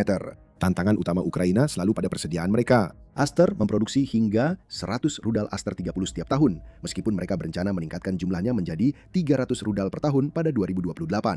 Jumlah itu tidak cukup dan waktunya juga tidak cukup cepat untuk Ukraina. Sekarang setelah memiliki lisensi, Ukraina dapat mengendalikan sendiri sarana produksinya. Rudal Scalp, yang juga disebut Storm Shadow, telah menjadi kunci upaya Ukraina untuk menghancurkan armada Laut Hitam. Dan rudal ini juga sangat kuat serta ideal untuk serangan ke wilayah perbatasan. Dan Ukraina telah menggunakan kit bom ASM Hammer sepanjang perang, dengan Prancis yang sudah berkomitmen untuk mengirimkan setidaknya 600 bom per tahun. Sekarang, Ukraina bisa mendapatkan lebih banyak dari keduanya dan bisa memproduksinya sesuai kebutuhan. Hanya ada satu kata yang bisa kita gunakan untuk menggambarkan suasana di Kremlin saat ini, yaitu teror. Jerman dan Prancis telah melakukan sesuatu yang benar-benar gila untuk Ukraina, dan Putin mengetahuinya. Rusia ketakutan. Rusia tahu bahwa apa yang baru saja kita saksikan adalah sebuah perubahan besar di berbagai tingkat, dan kita akan menjelaskan apa saja tingkat-tingkat itu sebentar lagi. Pertama, ini adalah acara militer. Jika Anda belum berlangganan saluran ini, sekarang adalah waktu yang tepat untuk menekan tombolnya agar Anda terus bisa melihat lebih banyak video dari kami. Mari kita kembali ke drone serang. Persediaan 50.000 drone otomatis, paling akurat dan mematikan yang dimiliki Ukraina dalam persenjataannya, berarti lebih banyak kematian bagi tentara Rusia di garis depan. Dan bukan berarti para tentara itu belum cukup mengalami kematian. Hanya pada bulan Juni, Rusia mengalami 39.490 korban, yang jauh melebihi perkiraan perekrutan mereka sebanyak 24.000 hingga 30.000 tentara per bulan menurut laporan Al Jazeera. Semua kerugian itu ditukar dengan kemajuan yang begitu lambat sehingga Rusia akan membutuhkan waktu sekitar 14 tahun untuk akhirnya meruntuhkan pertahanan Donetsk, Ukraina. Drone adalah penyebab utama dari semua kematian ini.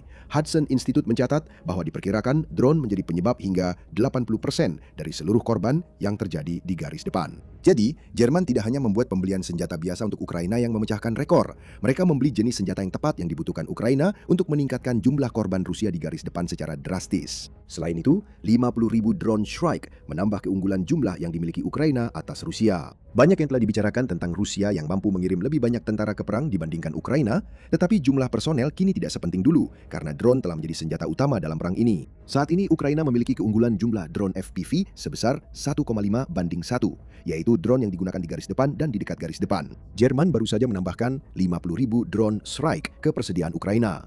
Dengan melakukan itu, Jerman juga menanggung kesepakatan senilai lebih dari 100 juta dolar yang sebenarnya harus dilakukan Ukraina. Itu adalah aspek dari kesepakatan drone ini yang kurang diberitakan. Setiap kali negara lain membeli drone untuk Ukraina, itu menghemat jutaan dolar bagi Ukraina yang bisa digunakan untuk memproduksi senjata lain untuk melawan Rusia. Siapa tahu, mungkin uang yang baru saja dihemat Ukraina akan digunakan untuk membangun rudal Aster 30 yang baru saja diberikan lisensinya oleh Prancis untuk diproduksi. Dari semua yang telah diberikan Prancis dan Jerman kepada Ukraina, lisensi rudal ini mungkin yang paling menakutkan bagi Rusia. Bukan karena senjata-senjata ini bisa langsung melukai tentara Rusia. Bukan itu tujuan dibuatnya. Yang bisa mereka lakukan adalah menembak jatuh pesawat dan mencegat rudal balistik serta rudal jelajah yang telah diluncurkan Rusia ke Ukraina hampir setiap hari. Dalam hal rudal, inilah satu-satunya keunggulan jelas yang masih dimiliki Rusia atas Ukraina karena mereka meluncurkan rudal-rudal kuat ke fasilitas militer maupun kota-kota Ukraina. Zelensky tidak merahasiakan keyakinannya bahwa lebih banyak pertahanan udara akan benar-benar mengubah keadaan bagi Ukraina. Dia terus mendesak sekutu NATO Ukraina untuk memberikan lebih banyak rudal, baik itu Patriot, Aster 30, atau apapun, hampir sepanjang perang ini. Pada KTT NATO di Ankara yang digunakan Trump untuk mengumumkan lisensi Patriot, Zelensky kembali menegaskan permintaannya dengan menyatakan, kami mampu melakukan segalanya sendiri, tetapi ketika berbicara tentang pertahanan udara, kami membutuhkan tekad dari para mitra kami. Itu terjadi setelah serangan rudal Rusia yang menargetkan Kiev 2 kali dalam 1 minggu. Menewaskan lebih dari 50 warga sipil dalam prosesnya. Memang, rudal-rudal Rusia adalah satu-satunya masalah yang tidak bisa diatasi Ukraina dengan kecerdikannya sendiri. Kita melihat hal itu pada tingkat intersepsi. Pada bulan Juni, Ukraina mencapai tingkat intersepsi sebesar 89,4% terhadap semua ancaman udara. Itu terdengar bagus pada awalnya, tetapi angka-angka tersebut sangat didukung oleh keberhasilan Ukraina melawan drone serang Rusia dan jenis rudal selain rudal balistik. Ketika berbicara tentang rudal balistik Rusia, Ukraina hanya mampu menghentikan 40% dari rudal yang ditembakkan Rusia. Ada celah yang jelas dalam pertahanan udara Ukraina yang telah dimanfaatkan Rusia seiring dengan semakin menipisnya persediaan rudal pertahanan udara Ukraina. Zelensky menyerukan kepada para mitra Ukraina untuk memberikan lebih banyak rudal. Seruan itu tidak akan berubah. Namun sekarang Ukraina memiliki lisensi Aster 30 bersamaan dengan lisensi Patriot yang akan datang. Ukraina akhirnya bisa melakukan satu komponen penting dalam perangnya melawan Rusia ini secara mandiri. Ukraina memang menerima tekad dari para mitranya. Dan bagi Rusia, lisensi Aster 30 ini berarti satu-satunya jalur serangan yang berhasil yang mereka miliki akan dapat diatasi segera setelah Ukraina bisa menjalankan lini produksinya. Hal itu akan membuat Putin ketakutan. Jika dia tidak bisa meneror rakyat Ukraina agar menyerah dengan kejahatan perangnya, maka dia hanya bisa mengandalkan militer yang tentaranya tewas dalam jumlah besar karena gagal membuat kemajuan nyata. Dalam kasus itu, Rusia sudah tamat. Dan jangan lupa, ada juga lisensi Scalp dan ASM Hammer. Kita sudah membahas mengapa senjata-senjata ini penting, tapi mari kita gali lebih dalam lagi. Scalp adalah rudal jelajah yang diluncurkan dari udara yang dirancang untuk menghancurkan target tetap dan target yang diperkuat. Rudal-rudal ini terbang pada ketinggian rendah dan dapat mencapai kecepatan subsonik tinggi hingga Mach 0,95 yang membuatnya sangat sulit untuk dicegat. Scalp juga dapat menempuh jarak sekitar 250 km dan membawa hulu ledak penusuk Bruch seberat 450 kg. Hulu ledak itu bekerja dalam beberapa tahap untuk menembus target sebelum melepaskan muatan peledak pada apapun yang ada di dalam target tersebut. Itulah sebabnya Ukraina telah menggunakannya untuk menyerang kapal dan bunker. Tembus dulu, lalu hancurkan apapun yang ada di dalamnya. Itulah modus operandi Scalp. ASM Hammer sama mengkhawatirkannya bagi Rusia, seringkali hanya disebut sebagai bom. ASM Hammer lebih dari itu. Army Recognition menggambarkannya sebagai senjata pintar udara ke permukaan jarak jauh. Dan pada dasarnya ini adalah kit bom modular yang mampu mengubah bom tanpa pemandu tradisional menjadi amunisi berpemandu presisi. Dapat dipasangkan pada bom tanpa pemandu dengan ukuran mulai dari 125, 250, 500 hingga 1000 kg. Hammer versi dasar menggunakan kombinasi GPS dan navigasi inersia untuk mencapai targetnya. Versi-versi selanjutnya menambahkan pelacakan inframerah dan panduan laser ke dalam sistemnya. Diduga, Ukraina akan menerima lisensi untuk membangun semua jenis Hammer, memberikannya fleksibilitas luar biasa dalam menggunakan senjata ini untuk memperkuat kampanye serangan jarak menengah yang sudah menghancurkan logistik dan struktur komando Rusia di belakang garis depan. Roket pendorong dalam paket Hammer memperluas jangkauan bom tanpa pemandu lebih dari 70 km dengan berbagai sistem pemandu yang menawarkan probabilitas kesalahan melingkar antara 1 hingga 10 meter. Jadi Ukraina mendapatkan kekuatan dan akurasi, sama seperti dengan Storm Shadow, hanya saja untuk tujuan yang berbeda. Kedua senjata ini sangat penting bagi Ukraina. Kantor berita Rusia TASS melaporkan bahwa Ukraina telah menggunakan lebih dari 500 rudal Scalp Storm Shadow, dan rudal ATACMS buatan Amerika terhadap Rusia hingga bulan Maret. Dan kemungkinan besar mereka akan menggunakan jauh lebih banyak lagi jika mereka memilikinya. Sekitar setengah dari lebih dari 500 serangan ini dilakukan menggunakan Scalp dan Storm Shadow. 120 pada tahun 2023, 90 pada tahun 2024, dan 45 pada tahun 2025. Anda bisa melihat tren penurunan di sana yang menunjukkan bahwa Ukraina menghadapi tantangan dalam persediaan. Tidak lagi. Dengan lisensi barunya, Ukraina dapat membangun sebanyak mungkin rudal Scalp sesuai kemampuannya. Untuk ASM Hammer, seperti yang sudah kami sebutkan sebelumnya, mereka sudah menjadi bagian dari kampanye serangan jarak menengah yang diluncurkan Ukraina terhadap Rusia. Lebih banyak kit bom ini berarti kemampuan untuk menjatuhkan bom seberat hingga 1.000 kg. Di samping semua drone serangan jarak menengah yang sedang digunakan Ukraina. Rusia tamat sekarang, dan inilah alasannya. Kami sudah sebutkan sebelumnya bahwa Rusia akan membutuhkan waktu 14 tahun untuk merebut Donetsk dengan kecepatan maju seperti sekarang.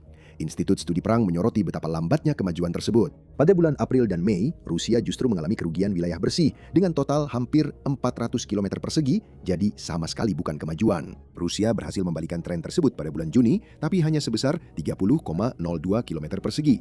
Itu hampir tidak berarti apa-apa dalam konteks invasi ini. Dan laju pergerakan yang sangat kecil ini terjadi karena Ukraina terus menghantam lini belakang Rusia. Apa yang bisa dilakukan Ukraina dengan Scalp dan ASM Hammer? Menghantam lini belakang itu lebih keras lagi. Bagi Putin, itu berarti semakin banyak kelemahan di garis depan dan semakin banyak masalah di lini belakang yang harus dihadapi. Dan ingat, akan ada drone strike di garis depan yang menimbulkan kerusakan Aster 30 di langit yang menghilangkan keunggulan rudal jarak jauh Rusia, dan kemungkinan jet tempur Rafale yang akan datang pada tahun 2028 yang akan memperluas kemampuan udara Ukraina. Semua ini bermuara pada sesuatu yang sangat sederhana. Rusia semakin tertinggal pada saat Ukraina semakin kuat.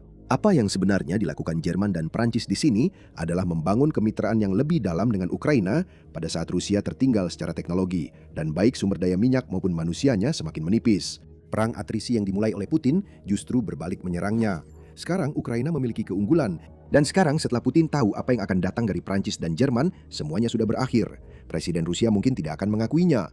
Dia mungkin begitu terjebak dalam perangnya sendiri sehingga tidak bisa mengakui kekalahan. Tapi dia tahu bahwa Ukraina yang mendapatkan lebih banyak drone dan kemampuan untuk membangun senjata canggih yang dapat melawan segala upaya Rusia sangat buruk bagi rencananya. Peringatan terdengar di seluruh Eropa. Tanda bahaya sudah jelas terlihat oleh semua orang.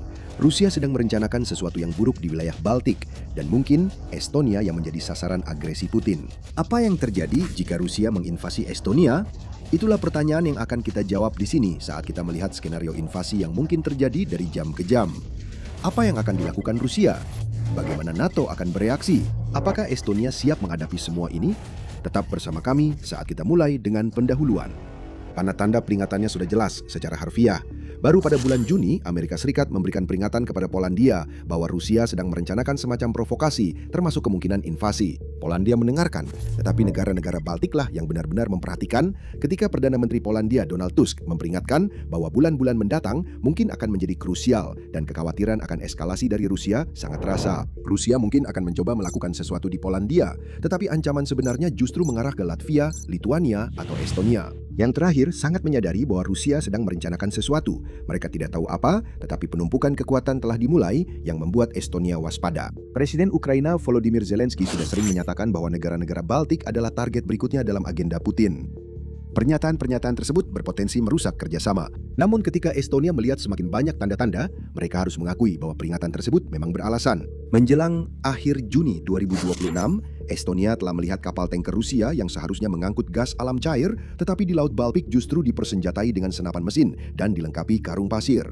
Mungkin itu untuk pertahanan terhadap intersepsi. Estonia akan segera mengetahuinya. Rusia juga menangguhkan semua lalu lintas melalui pos pemeriksaan perbatasan kereta api di Latvia, Finlandia, dan Estonia pada awal Juli. Kemungkinan besar untuk mencegah warga sipil Rusia secara tidak sengaja melintasi ke Estonia. Peringatan itu bukan omong kosong. Hanya beberapa bulan kemudian, Rusia menginvasi. Jam pertama, serangan dimulai dengan rudal dan drone, bukan infanteri dan tank. Infanteri dan tank masih menunggu. Rusia telah membangun infrastruktur di perbatasan Baltik dalam beberapa bulan sebelum invasi yang dapat menampung ribuan tentara. Mereka akan datang. Tapi pertama-tama, Estonia menghadapi serangan yang sama seperti yang dihadapi Ukraina setiap hari. Rudal Iskander dan Oreshnik menghantam Tallinn dan kota-kota Estonia lainnya saat ratusan drone tipe Shahed Rusia menyerbu. Estonia sudah memperkirakan semuanya. pengawasan udara dan darat di sepanjang perbatasannya mendeteksi drone dan rudal tersebut. Namun tanpa persediaan besar drone pencegat seperti yang dimiliki Ukraina, Estonia kesulitan menghentikan drone tipe Shahed milik Rusia. Dan meskipun negara tersebut telah mengalokasikan 1,2 miliar dolar untuk membeli sistem pertahanan udara modern, kemungkinan Patriot, sistem itu belum tiba tepat waktu untuk menghentikan rudal-rudal tersebut. Pada akhir serangan awal Rusia, ratusan warga sipil Estonia tewas. Rusia kemudian mulai mengirimkan pasukan dan tank-tank. Unit-unit infiltrasi kecil pada awalnya. Estonia melawan dengan tentaranya sendiri, tapi mereka tahu bahwa waktu sudah mulai berjalan. Saat Rusia meningkatkan serangan, tugas Estonia adalah bertahan selama mungkin, membela diri dari Rusia sebaik mungkin agar sekutu NATO-nya bisa bersiap-siap. Estonia tahu mereka tidak akan menang dalam pertarungan langsung. Keputusan Amerika Serikat untuk menarik lebih dari 500 tentaranya dari Estonia, yang oleh Amerika Serikat disebut sebagai rotasi musim panas, juga tidak membantu. Estonia tidak tahu kapan para tentara itu akan kembali, dan sekarang sudah terlambat. Jika serangan Rusia menyebabkan satu korban dari pihak Amerika, Estonia akan dijamin mendapatkan respons dari AS untuk segera menghentikan Rusia. Saat ini negara tersebut memiliki tentara dengan 7.700 anggota aktif dan 230.000 cadangan untuk menghadapi pasukan Rusia yang jumlahnya bisa melebihi 3 juta jika Putin melakukan mobilisasi dan mengerahkan seluruh kekuatan Rusia untuk invasi terbarunya. Situasinya belum sampai sejauh itu. Namun seiring eskalasi invasi, Estonia tahu bahwa hitung mundurnya sudah dimulai. Studi menunjukkan bahwa Rusia hanya membutuhkan 90 hari untuk menaklukkan seluruh negara Baltik. Tallinn bisa jatuh jauh lebih cepat. Bisa jadi hanya dalam 60 jam. Tank-tank Rusia sudah mencapai ibu kota Estonia. Tugasnya adalah mempertahankan garis pertahanan. Tentara Estonia mulai bekerja. 23 jam berikutnya, pejabat di seluruh Eropa mulai kelabakan. Banyak yang sudah memperkirakan serangan Rusia akan terjadi suatu saat nanti, tapi bukan sekarang. Ukraina telah memperingatkan bahwa awal 2027 akan menjadi waktunya. Jerman mengira Rusia akan siap pada tahun 2029, tapi serangan itu datang lebih awal dari yang diperkirakan. Siapapun dan seluruh Eropa, terutama negara-negara yang menjadi anggota NATO bersama Estonia, tahu bahwa panggilan itu akan segera datang untuk mereka bertempur bersama sekutu mereka di garis depan timur yang baru saja terbentuk. Sementara itu, Estonia sedang berjuang untuk hidupnya saat persiapan dilakukan untuk mengaktifkan Pasal 5, drone dan rudal masih berterbangan, dan invasi darat Rusia semakin besar. Unit-unit kecil penyusup mulai berkembang menjadi unit yang lebih besar dengan tank dan kendaraan lapis baja.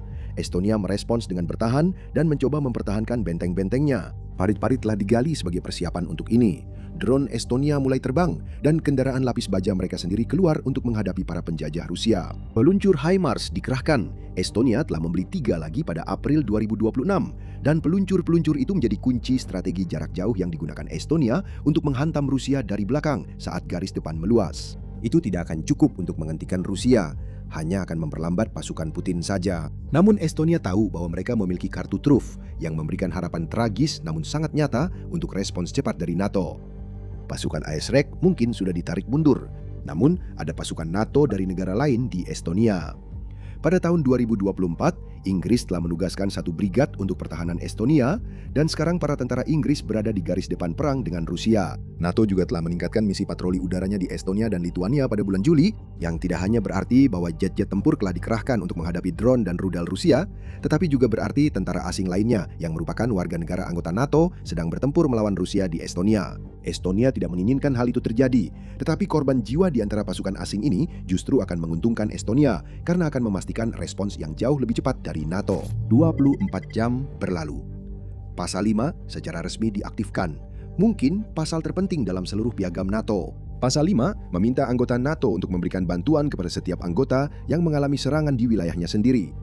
Dan Estonia membutuhkan bantuan itu lebih dari sebelumnya. Putin sudah memperkirakan hal ini. Dia sangat paham tentang pasal 5 dan dia mengerti bahwa invasinya akan memicu pasal tersebut. Yang dia andalkan adalah para anggota NATO akan memerlukan waktu lama untuk memutuskan apakah akan memberikan bantuan, bagaimana bantuan itu akan diberikan, dan kapan bantuan itu akan dikirim, sehingga Estonia sudah jatuh sebelum NATO menyelesaikan semuanya. Putin telah bekerja keras untuk menabur perpecahan di dalam NATO, bahkan memainkan perannya dalam memanipulasi AS Serikat untuk secara terbuka mengkritik sekutu-sekutu NATO-nya dan bahkan beberapa kali mengancam akan keluar. Semakin banyak waktu yang didapat Rusia dari intrik-intrik Putin, semakin besar peluang mereka di Estonia. Ini adalah ketakutan yang sangat nyata bagi Estonia. Biasanya, provokasi Rusia terhadap anggota NATO telah memicu pasal 4 yang mengarah pada konsultasi daripada tindakan. Jika Estonia menempuh jalur itu, bisa memakan waktu berminggu-minggu, bahkan berbulan-bulan sebelum pengaktifan pasal 5 menghasilkan respons yang dibutuhkan Estonia.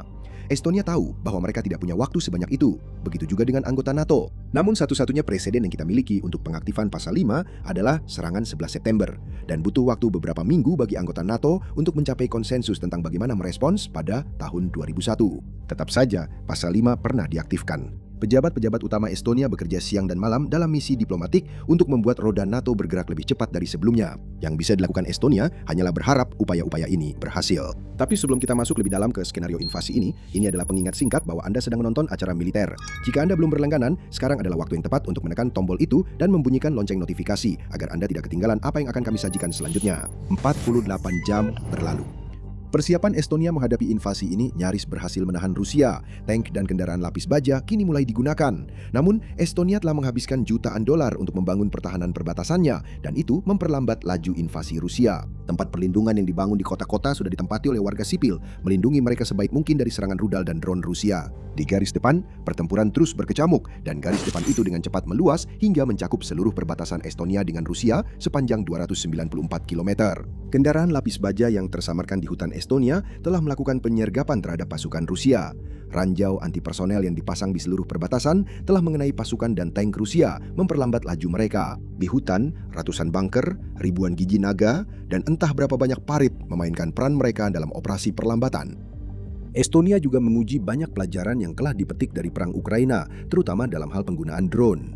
Pada bulan Mei lalu, Estonia menghabiskan lebih dari 8 juta dolar untuk membuka laboratorium pengujian drone dan peperangan elektronik yang baru.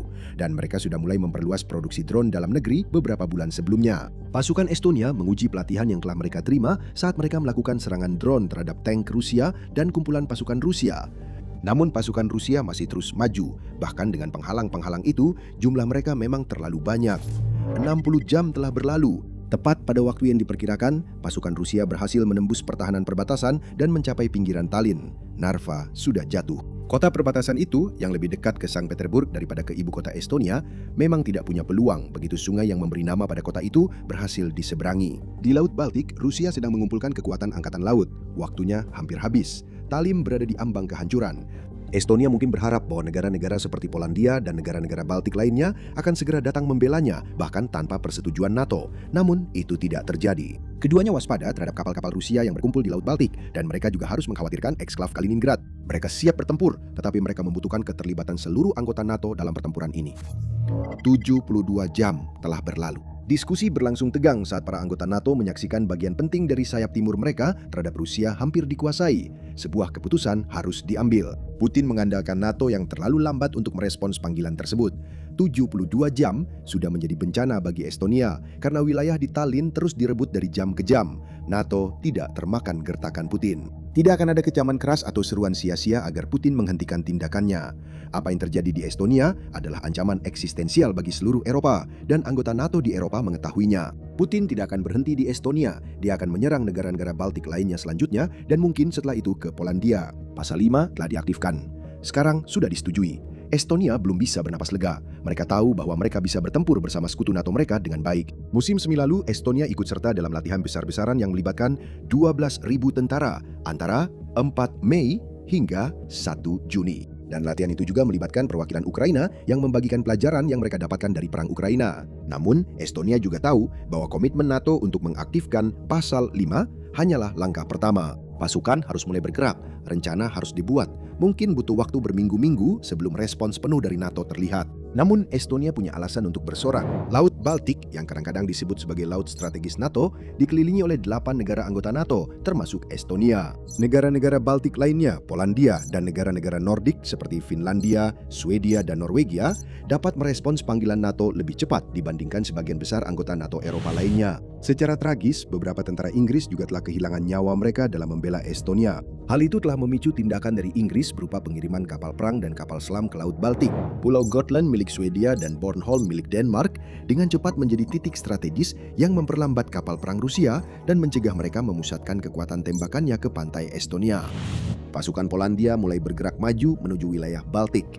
Kaliningrad meskipun berbahaya ditangani dengan cepat. Serangan dahsyat yang dilancarkan oleh kekuatan udara NATO di timur menghancurkan sebagian besar pangkalan Rusia di Kaliningrad, selain juga menghancurkan banyak pusat peperangan elektronik di enklave tersebut yang bisa menimbulkan masalah di Laut Baltik. Kaliningrad masih berguna.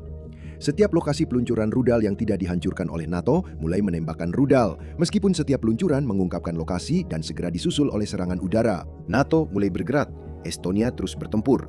2 minggu telah berlalu.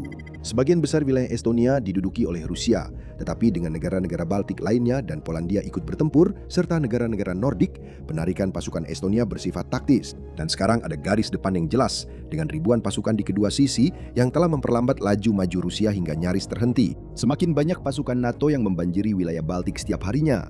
Seiring logistik yang diatur, aliran senjata mulai disalurkan ke wilayah Baltik. Polandia mulai tampil sebagai yang paling menonjol. Pasukannya sudah memasuki dan merebut Kaliningrad dalam gelombang serangan udara. Menjadi negara dengan pengeluaran terbesar di NATO jika dibandingkan dengan PDB, mulai terlihat hasilnya karena tank, kendaraan lapis baja, dan pesawat modern Polandia membantu Estonia mulai mendorong mundur pasukan Rusia. Tentu saja, Rusia tidak hanya menggunakan apa yang sudah dibawanya.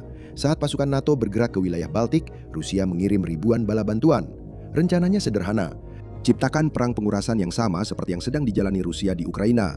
Jika itu cukup bagi Rusia untuk merebut Estonia atau salah satu negara Baltik lainnya, Putin akan memiliki pengaruh yang bisa digunakan untuk memaksa NATO duduk di meja perundingan. Pasukan Estonia punya masalah lain yang harus dihadapi. Sekitar 1/4 dari populasi Estonia terdiri dari etnis Rusia, dan sebagian dari mereka berjuang melawan Estonia dari dalam. Sabotir dan kelompok peretas melemahkan pertahanan Estonia dan berusaha melumpuhkan struktur sosialnya. Estonia tidak punya waktu untuk mendeportasi banyak penduduk Rusia non-warga negara di wilayahnya sebelum Rusia menyerang, dan mereka menimbulkan masalah. Namun keadaan mulai berubah. NATO bertindak lebih cepat dari yang diperkirakan Putin, dan Rusia mulai merasakan dampaknya. 1 bulan berlalu, terobosan. NATO Eropa dengan cepat merespons invasi Rusia ke Estonia. Amerika Serikat lebih lambat, tetapi setelah 1 bulan pertempuran, Amerika Serikat melihat bahwa Rusia telah melampaui batas provokasi. Meskipun perang masih terbatas di wilayah Baltik, terlalu banyak orang yang tewas, dan Amerika Serikat menyadari hal itu. Terlepas dari semua gertakan pemerintahan, basis kekuatannya di Eropa sedang terancam, terutama sekarang karena bukan hanya Estonia yang terlibat dalam pertempuran. Amerika Serikat mulai mengirim pasukan. Akan butuh waktu untuk tiba, tapi mereka sedang dalam perjalanan. Sebuah sinyal telah dikirimkan kepada Putin bahwa apapun uji coba yang sedang dia lakukan telah gagal. Jika seluruh NATO berhadapan langsung dengan Rusia, NATO memiliki keunggulan di setiap aspek. Hampir 3 kali lipat jumlah tentara aktif dan lebih banyak pesawat, tank, kendaraan lapis baja, kapal, serta artileri dapat dikerahkan ke medan perang. Putin terus menekan. Tapi dia punya masalah lain yang pada akhirnya menjadi kehancuran Rusia. 2 bulan berlalu. Perhitungan Putin untuk invasi Estonia bergantung pada respons NATO yang lambat dan penaklukan Estonia yang cepat. Keduanya tidak berhasil. Dan sekarang, masalahnya adalah dia begitu arogan dalam keyakinannya bahwa dia bisa merebut Estonia sebelum NATO merespons, sehingga dia tidak menunggu sampai perang Ukraina berakhir. Rusia sekarang mendapati dirinya berperang di 2 front, satu di sayap timur NATO dan satu lagi di Ukraina. Sebuah situasi serba salah telah muncul. Jika Putin menarik pasukan dari Ukraina untuk bertempur di wilayah Estonia, Ukraina bisa merebut kembali wilayahnya. Begitu juga sebaliknya. NATO mendorong pasukan Rusia semakin mundur. Dan selama itu juga, jalur logistik NATO terus mengalirkan tentara dan peralatan menuju front timur. Kedua belah pihak saling menembakkan rudal. Kekuatan udara NATO yang unggul berarti fasilitas militer Rusia dihancurkan dengan rudal dan bom. Namun dengan keterlibatan Airesat, Putin tahu bahwa dia tidak bisa menggunakan senjata nuklir, tidak tanpa balasan setara yang akan menjadikan perang ini kiamat global. Dan selain itu, dia tidak ingin melawan seluruh NATO. Dia ingin merebut Estonia dan mungkin negara-negara Baltik lainnya, lalu memaksa anggota NATO yang tersisa untuk bernegosiasi. Rusia telah kekuatannya sudah terlalu terpencar. Putin seharusnya mendengarkan mantan Direktur Dinas Intelijen Luar Negeri Estonia, Rainer Sachs, ketika dia mengatakan bahwa Rusia tidak memiliki kapasitas untuk memperluas perangnya ke barat dan bahwa Rusia rentan terhadap serangan udara. Setelah Ukraina berhasil dengan sangat mengesankan menghancurkan begitu banyak pertahanan udara Rusia, sekarang Putin menyaksikan kata-kata itu menjadi kenyataan. Membagi pasukannya juga menjadi masalah.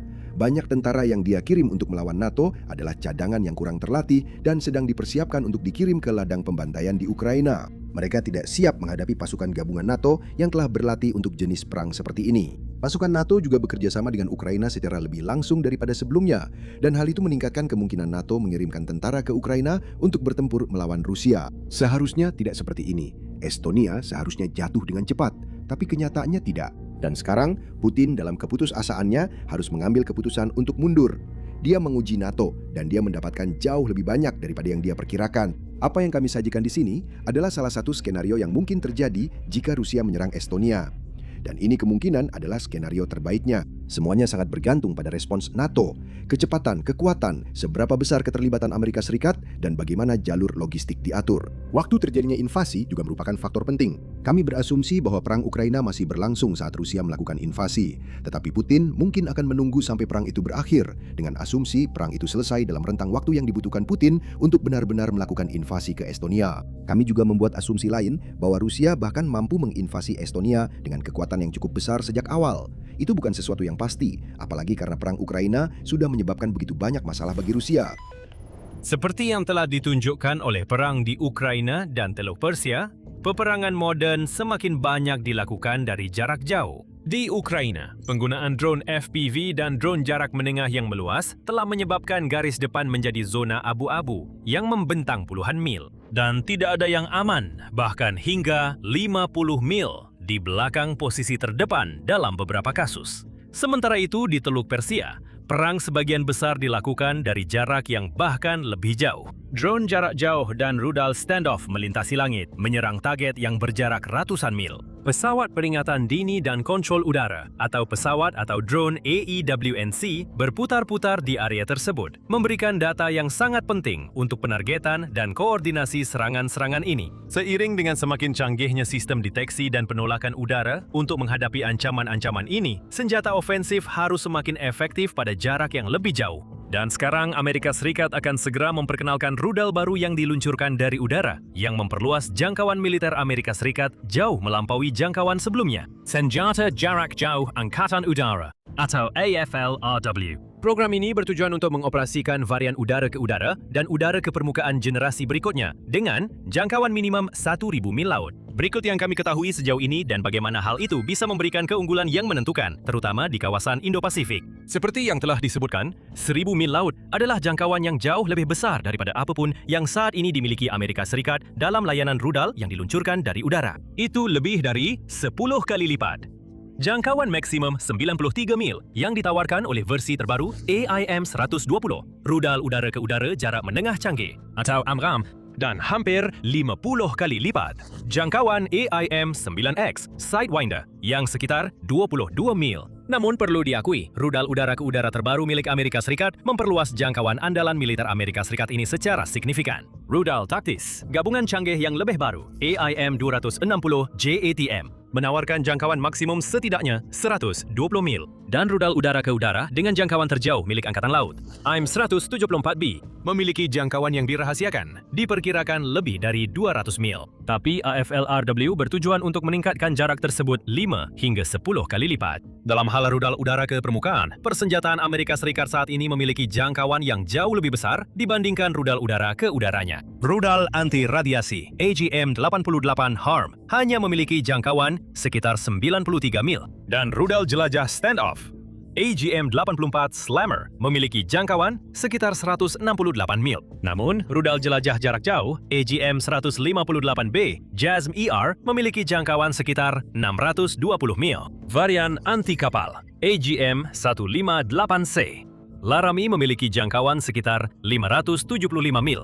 Dan rudal hipersonik udara ke permukaan AGM-183 ARRW hampir mencapai jangkauan AFLRW dengan jangkauan 994 mil. Namun, kecuali ARRW yang belum dikerahkan secara operasional, AFLRW memiliki jangkauan setidaknya sepertiga lebih jauh daripada persenjataan Amerika Serikat saat ini. Dan seiring peperangan udara semakin berlangsung dari jarak jauh, itu bisa menjadi penentu segalanya, terutama di Taiwan dan sekitarnya. Sebuah rudal anti-udara dengan jangkauan ekstrim seperti ini akan sangat cocok untuk menyerang pesawat AEW dan AEWNC. Yang penting, pesawat tanker pengisian bahan bakar dan aset udara bernilai tinggi lainnya yang beroperasi di area belakang. Sampai sekarang, aset-aset ini beroperasi kurang lebih tanpa hambatan, aman di balik lapisan pertahanan udara yang berada jauh di luar jangkauan rudal udara ke udara Amerika Serikat saat ini. Tapi tidak lagi. Angkatan Udara Amerika Serikat telah menjadwalkan acara Hari Industri AFLRW pada akhir Agustus di Pangkalan Angkatan Udara Eglin di Florida untuk memulai prosesnya.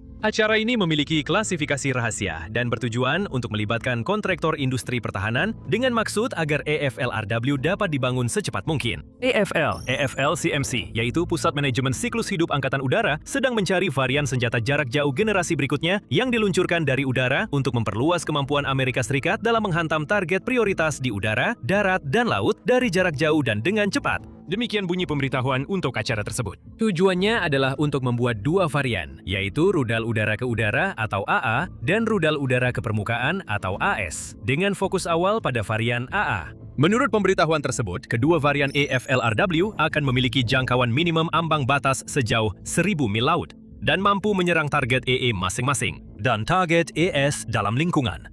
Skenario Perencanaan Pertahanan 2.1 dan 7,1 secara responsif. Pemberitahuan tersebut juga menekankan perlunya komponen modular dan sistem arsitektur terbuka, serta mencari integrator utama untuk menggabungkan berbagai elemen menjadi sebuah rudal yang lengkap atau all-up-round. Sekarang, ini bukan pertama kalinya AELI Kasihkan mempertimbangkan rudal yang diluncurkan dari udara dengan jangkauan yang diperpanjang. Meskipun jangkauan AFLRW kira-kira 3 kali lipat dari apapun yang diketahui pernah dipertimbangkan AELI Kasihkan sebelumnya. Angkatan Udara hampir mengadopsi rudal berkecepatan tinggi jarak jauh yang dirancang untuk menyerang target udara maupun permukaan selama Perang Dingin. Namun, jangkauan maksimum dari rudal itu yang dijuluki Advanced Strategic Air-Launched Missile atau ASAM masih hanya diperkirakan mencapai 300 mil atau 260 mil laut. Di era pasca Perang Dingin, AS juga pernah mencoba varian rudal jarak jauh yang diluncurkan dari udara lainnya, seperti Joint Dual Role Air Dominance Missile atau JDR-ADM. Konsep yang dipimpin Angkatan Laut ini sekitar tahun 2008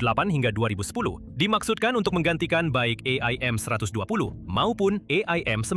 Namun, konsep ini lebih fokus pada kinerja kinematik dan kemampuan manuver, bukan jangkauan serang dari jarak aman yang sangat jauh. Dengan kemampuan yang diperkirakan hanya mencapai sekitar 54 hingga 81 mil laut. Pada tahun 2010-an, JDR-ADM berkembang menjadi program Next Generation Missile atau NGM yang sekarang sudah tidak ada lagi, yang menargetkan jangkauan sekitar 86 hingga 108 mil laut. Baru-baru ini, Long Range Engagement Weapon atau LRU merupakan pendahulu langsung dari AIM-260J ATM dan kemungkinan juga AIM-174B. Tujuan desainnya adalah untuk mencapai jangkauan sekitar 108 hingga 200 mil laut. Sebelumnya, pada tahun 2026, Angkatan Laut memang mengeluarkan permintaan untuk rudal anti-radiasi jarak jauh yang mampu menyerang target udara dan permukaan, yang diberi nama Advanced Emission Suppression Missile atau AESM. Namun, pihak Angkatan Laut belum menentukan berapa jangkauan yang diinginkan untuk senjata ini. Jadi, Amerika Serikat jelas telah berupaya mengembangkan rudal jarak jauh yang kuat dan diluncurkan dari udara selama beberapa dekade, tetapi tidak pernah sebesar skala AFLRW. Memang, tampaknya belum pernah ada pembahasan tentang jangkauan yang mendekati 1.000 mil laut, setidaknya secara terbuka, terkait dengan program-program ini. Namun, Angkatan Udara secara terbuka memang membicarakan kemungkinan rudal anti-udara dengan jangkauan hingga 1.000 mil dalam sebuah laporan kepada Kongres pada Desember 2024. Senjata penangkal udara dengan jangkauan lebih dari 1.000 mil dan didukung oleh sensor berbasis luar angkasa akan menempatkan pesawat seperti tanker yang selama ini beroperasi dengan bebas menjadi berisiko, kata laporan Angkatan Udara tahun 2024. Namun hal itu dibayangkan sebagai bagian dari ekosistem ancaman yang diproyeksikan oleh Angkatan Laut akan terbentuk pada tahun 2050. Dilihat dari situasinya, niatnya sekarang adalah agar AFRW mulai dioperasikan dalam beberapa tahun ke depan. Jadi, mengapa ada peningkatan urgensi? Ini adalah respons yang sama terhadap meningkatnya kemampuan para musuh Amerika Serikat, dan khususnya satu pihak yang telah menginvestasikan banyak upaya dan uang ke dalam AEW dan AEWNC, serta pertahanan udara jarak jauh, Tiongkok. Tiongkok telah memperluas armada AEW dan AEWNC serta kemampuan penolakan udara jarak jauhnya ke tingkat yang mengkhawatirkan dalam beberapa tahun terakhir, beralih dari kekuatan regional terbatas menjadi kekuatan yang mampu memproyeksikan kekuatan jauh ke Samudra Pasifik Barat. Yang menjadi perhatian khusus adalah bahwa Tentara Pembebasan Rakyat atau PLA telah meningkatkan kapasitas AEW dan AEWNC mereka 6 hingga 8 kali lipat selama dekade terakhir. Dalam prosesnya, mereka telah menciptakan armada paling modern dan beragam di dunia setelah Amerika Serikat. Tiongkok telah memulai produksi massal pesawat andalan bermesin turboprop KJ-500 dan kini memiliki lebih dari 60 unit yang beroperasi. 40 di Angkatan Udara, dan lebih dari 20 di Angkatan Laut. Radar digital canggih KJ-500 dikabarkan memungkinkannya mendeteksi target siluman pada jarak yang sebanding dengan pesawat yang lebih besar. Yang lebih mengkhawatirkan, Tiongkok juga telah memperkenalkan KJ-600, pesawat AEWNC berbasis kapal induk yang mirip dengan E-2 Hawkeye milik Amerika Serikat. Pesawat ini memungkinkan gugus tempur kapal induk Tiongkok beroperasi dengan cakupan radar jarak jauh organik secara drastis memperluas jangkauan pertahanan dan serangan mereka melampaui jangkauan radar berbasis kapal. Namun kemampuan tersebut akan semakin berkembang. Tiongkok sedang mengembangkan KJ-3000 untuk menggantikan KJ-2000 yang sudah menua. Pesawat baru ini dirancang untuk menawarkan efisiensi bahan bakar yang lebih tinggi, daya tahan yang lebih lama, dan kekuatan radar yang lebih besar. Selain itu, WZ-9 berketinggian tinggi dan KJ-700 canggih sedang dikerahkan untuk mendeteksi pesawat yang sulit terdeteksi dan mengelola ruang pertempuran yang kompleks. Selain itu, pesawat misi khusus baru seperti Y-9DZ dan Y-9LG menggabungkan fungsi AEWNC dengan serangan elektronik yang kuat dan pengumpulan intelijen. Pesawat canggih ini akan memungkinkan Tiongkok untuk secara bersamaan mendeteksi, mengacaukan, dan menentukan lokasi musuh serta emisi dalam satu kali penerbangan. Perkembangan ini telah sangat mengurangi keunggulan besar Amerika Serikat dalam pengawasan dan intelijen medan perang. Namun Tiongkok juga telah mengembangkan senjata ofensif dan defensif jarak jauh untuk menghadapi ancaman pada jarak yang semakin besar. Dan mereka sudah mulai menggunakan rudal jarak jauh yang diluncurkan dari udara yang dapat menyaingi atau bahkan melebihi AFRW. Changjiang 20 atau CJ-20 adalah rudal jelajah yang diluncurkan dari udara dan dibawa oleh pembom H-6K. Dan memiliki perkiraan jangkauan sekitar 930 hingga 1.240 mil. Ini secara langsung memenuhi batas bawah persyaratan AFLRW, memberikan H-6K kemampuan untuk menyerang target yang jauh setelah terbang jauh ke Samudra Pasifik. Tiongkok juga sudah mengoperasikan varian rudal balistik anti kapal hipersonik YJ-21 yang diluncurkan dari udara yang telah diadaptasi untuk digunakan dengan pembom H-6K. Rudal ini memiliki jangkauan sekitar 932 mil dan kecepatan Mach 6 hingga 10, kira-kira 4.500 hingga 7.600 mil per jam. Meskipun jangkauannya sedikit lebih pendek dibandingkan dengan yang diinginkan AFLR, kecepatan hipersoniknya membuatnya menjadi ancaman serius bagi kelompok kapal induk. Tiongkok juga secara aktif memperkecil sistem-sistem ini untuk pesawat tempur taktis yang lebih kecil seperti J-10, sehingga jangkauan rudal hipersonik jarak jauh tidak hanya terbatas pada pembom strategis. Jadi dalam hal ini, Amerika Serikat sampai batas tertentu sedang mengejar ketertinggalan, begitu juga dengan negara-negara NATO lainnya. Di luar Amerika Serikat, di dalam aliansi, rudal-rudal yang mirip dengan AFRW masih dalam tahap pengembangan. ELSA atau European Long Strike Approach adalah upaya kolaboratif yang mencakup proyek bilateral antara Inggris dan Jerman untuk mengembangkan rudal jelajah baru dengan jangkauan lebih dari 1.240 mil. Dan Future Combat Air System atau FCAS, SCAF, yang sedang dikembangkan oleh negara-negara termasuk Prancis, Jerman, dan Spanyol, mencakup rencana untuk senjata jarak jauh generasi berikutnya, meskipun data jangkauan spesifiknya masih dirahasiakan. Kalau Anda mencari berita militer dan geopolitik terbaru yang dijelaskan agar Anda tidak hanya memahami apa yang terjadi, tetapi juga mengapa itu penting, itulah yang kami sajikan setiap hari di acara militer ini. Jadi, berlanggananlah ke saluran ini agar Anda selalu mengikuti perkembangan terbaru. Sekarang, bukan hanya dalam jangkauan rudal jarak jauh ofensifnya saja, Tiongkok memiliki keunggulan. Tiongkok juga telah mengembangkan rudal anti-pesawat defensif yang dapat menjangkau lebih dari 1.000 mil laut. HQ-19 adalah sistem rudal anti-balistik eksoatmosfer utama Tiongkok atau ABM yang sebanding dengan THAAD milik Amerika Serikat. HQ-19 memiliki jangkauan intercept yang telah dikonfirmasi sekitar 1.620 mil laut. Meskipun pada dasarnya merupakan sistem ABM, radar dan kinerja kinetiknya juga berkontribusi signifikan pada penyangkalan udara terhadap ancaman di ketinggian tinggi seperti pesawat AWACS Amerika Serikat, jet tempur, pembom, dan rudal yang masuk. Namun jelas ada anggota elit PLA yang melihat perlunya rudal setara dengan AFLRW, sesuatu yang dirancang khusus untuk menargetkan aset bernilai tinggi seperti pesawat AEW dan AEWNC serta pembom. Peneliti Tiongkok secara terbuka telah mengusulkan rudal hipersonik permukaan ke udara baru dengan jangkauan sekitar 1.080 mil laut.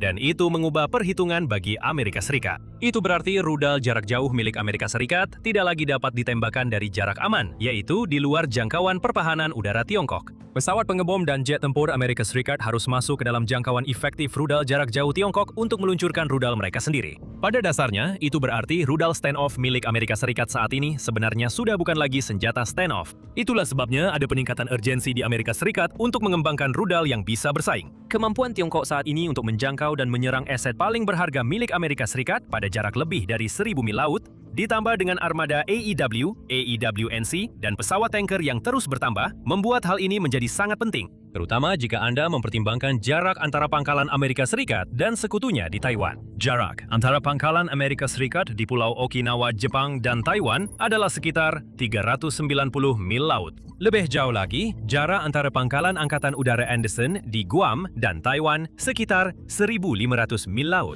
Itu berarti pesawat bersenjata AFLR Blue yang terbang di atas Laut Cina Timur atau ujung utara Laut Cina Selatan seharusnya dapat menyerang target dengan ratusan rudal di dalam daratan Tiongkok, asalkan data penargetan yang sesuai tersedia. AFLRW juga akan memberikan Angkatan Udara cara untuk menembak jatuh pesawat AEW dan AEWNC yang sedang terbang, pesawat tanker, pesawat pengebom, pesawat pengintai dan pengawasan lainnya, dan bahkan mungkin jet tempur taktis yang tidak waspada. Selain itu, rudal-rudal tersebut akan mampu melakukan hal itu tanpa harus memberitahu mereka bahwa mereka sedang menjadi target, setidaknya sampai sudah terlambat untuk melarikan diri. Menyerang target dari jarak sejauh itu juga sangat mengurangi kebutuhan untuk mengerahkan kekuatan udara taktis dan pesawat pendukung jauh ke depan dan ke wilayah berbahaya, terutama pada tahap awal konflik. Dengan menyingkirkan pesawat vital pengganda daya tempur dengan rudal jarak jauh, tingkat kelangsungan hidup formasi kontra udara tradisional akan sangat meningkat. Rudal AFLRW juga akan memberikan pesawat Angkatan Udara Amerika Serikat keunggulan lain yang berpotensi menentukan. Fleksibilitas tambahan untuk menyerang target yang lebih dekat ke garis depan taktis, namun jauh dari jalur penerbangan mereka saat ini. Di Pasifik, area pertempuran aktif di udara atau di permukaan bisa dengan mudah tersebar di ribuan mil persegi. Rudal AFLRW akan memungkinkan AS untuk menjangkau seluruh zona tanpa harus menerbangkan pesawat di setiap sektor. Sekarang Anda mungkin bertanya-tanya, mengapa dengan begitu banyak manfaat langsung, pengembangan rudal jarak sangat jauh yang diluncurkan dari udara masih sangat jarang? Anda mungkin berpikir bahwa dengan jangkauan peperangan yang terus meningkat, pengembangan rudal-rudal ini akan menjadi prioritas utama. Nah, seperti yang bisa Anda lihat dari urgensi rencana Amerika Serikat untuk AFLRW, ini memang menjadi prioritas, tapi bukan tugas yang mudah untuk dicapai. Rudal jarak sangat jauh yang diluncurkan dari udara memiliki tantangan pengembangan yang unik. Sebagai permulaan, pada jarak tersebut ada kendala propulsi dan aerodinamika yang signifikan yang harus diatasi. Mencapai jarak yang sangat ekstrim seperti itu sebenarnya membutuhkan teknologi yang melampaui motor roket standar yang digunakan pada rudal udara ke udara saat ini. Roket bahan bakar padat tradisional yang digunakan untuk menggerakkan rudal-rudal ini cepat habis terbakar, sehingga rudal hanya mengandalkan energi kinetik untuk sisa penerbangannya. Dan energi itu cepat hilang dalam jarak 1.000 mil laut karena hambatan atmosfer. Untuk menjembatani kesenjangan ini, AFLRW kemungkinan besar akan membutuhkan arsitektur multitahap mirip dengan rudal balistik yang diluncurkan dari udara. Sebagai alternatif, propulsi scramjet atau ramjet canggih kemungkinan besar diperlukan untuk mempertahankan kecepatan hipersonik dalam durasi yang lebih lama. Seperti halnya semua rudal hipersonik, ada juga tantangan serius dalam menangani beban termal. Mempertahankan penerbangan pada kecepatan hipersonik Mach 5 ke atas, menempuh lebih dari 1.000 mil laut, menghasilkan pemanasan aerodinamis yang sangat ekstrim. Untuk mencegah kegagalan struktur dan melindungi elektronik internal yang sangat penting, diperlukan material tahan panas tingkat lanjut dan sistem pendingin aktif, yang secara signifikan meningkatkan biaya produksi dan kompleksitasnya. Menempuh jarak sejauh itu juga membutuhkan bahan bakar dalam jumlah besar, yang membuat misil menjadi cukup besar dan sangat berat. Hal ini kemungkinan akan membatasi jenis pesawat yang benar-benar dapat membawa AFLRW. Kemungkinan besar misil ini hanya bisa diluncurkan dari pembom strategis seperti B-21 Raider atau B-52. Senjata ini kemungkinan akan terlalu besar untuk ruang senjata internal dan terlalu berat untuk dipasang di pylon eksternal pada jet tempur yang lebih kecil tanpa mengorbankan jangkauan atau kemampuan manuver. Sekarang, tantangan desain seperti ini tidak hanya dialami oleh Amerika Serikat. Para perancang rudal jarak jauh yang diluncurkan dari udara di Tiongkok, Rusia, Korea Utara, Iran, dan negara lain juga harus menghadapi keterbatasan fisika dan kimia yang sama. Namun, ada masalah penting lain yang juga harus diatasi agar AFLRW benar-benar efektif. Masalah panduan tembakan tanpa melihat sasaran. Pada jarak 1.000 mil laut, Target seperti pesawat atau kapal bisa bergerak ratusan mil selama waktu terbang rudal. Radar pesawat peluncur tidak dapat melihat target pada jarak sejauh itu karena kelengkungan bumi dan batas cakrawala radar. Jadi pada jarak tersebut, rudal tidak bisa mengandalkan sistem fire and forget dengan radar aktif dari platform peluncur. Panduan target harus diperbarui saat rudal masih di udara. Pembaruan panduan di tengah lintasan ini harus dikirimkan oleh sensor di luar platform, seperti di satelit, drone, atau pesawat lain. Dan itu membutuhkan tautan data yang kuat dan tahan terhadap gangguan yang bisa bertahan di lingkungan peperangan elektronik yang sengit. Mungkin juga memerlukan peningkatan kemampuan pada sistem tautan data milik Amerika Serikat yang sudah ada. Untungnya bagi AS, itu adalah bidang di mana mereka sudah memiliki kemampuan terbaik dibandingkan militer manapun di dunia. Mengarahkan rudal ke area umum yang tepat untuk melakukan serangan seharusnya bukan hal yang terlalu sulit. Namun, masih ada satu bidang lagi di mana serangan presisi pada jarak yang sangat jauh tetap menjadi tantangan teknologi yang serius, yaitu sensitivitas sensor pencari selama fase terminal. Ketika rudal mencapai area target, pencari di dalamnya harus menemukan target tertentu di tengah gangguan dan langkah-langkah penangkal, serta melakukannya secara mandiri tanpa bantuan eksternal. Oleh karena itu, AFLRW membutuhkan pencari dengan sensitivitas dan kekuatan pemrosesan untuk membedakan target bernilai tinggi seperti pesawat tanker atau AWACS dari umpan.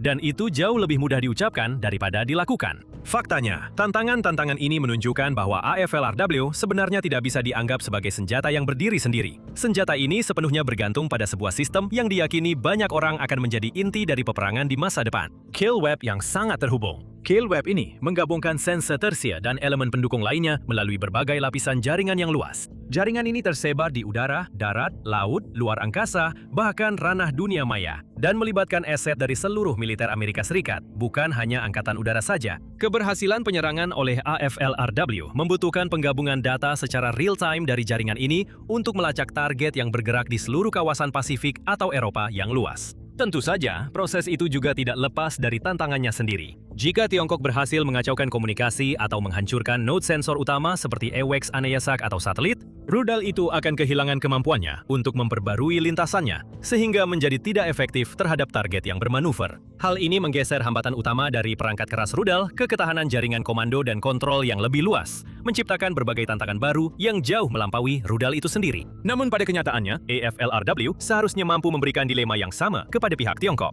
Menghancurkan pesawat AEW dan AEWNC milik Tiongkok, serta sensor-sensor kunci lainnya seperti instalasi radar akan memberikan efek yang sama, mengganggu jaringan komando dan kontrol mereka, serta berdampak buruk pada sistem pemandu rudal jarak jauh milik mereka sendiri. Dan itu bisa menjadi faktor penentu dalam sebuah konflik di kawasan Indo-Pasifik. Semua ini mengarah pada masa depan di mana jarak dari target menjadi variabel yang semakin tidak signifikan, di mana serangan dengan jangkauan yang semakin jauh dan sangat akurat menjadi hal yang biasa. Atau yang lebih relevan mungkin, ini mengarah pada era baru peperangan berbasis jaringan, di mana kill web benar-benar menjadi penguasa.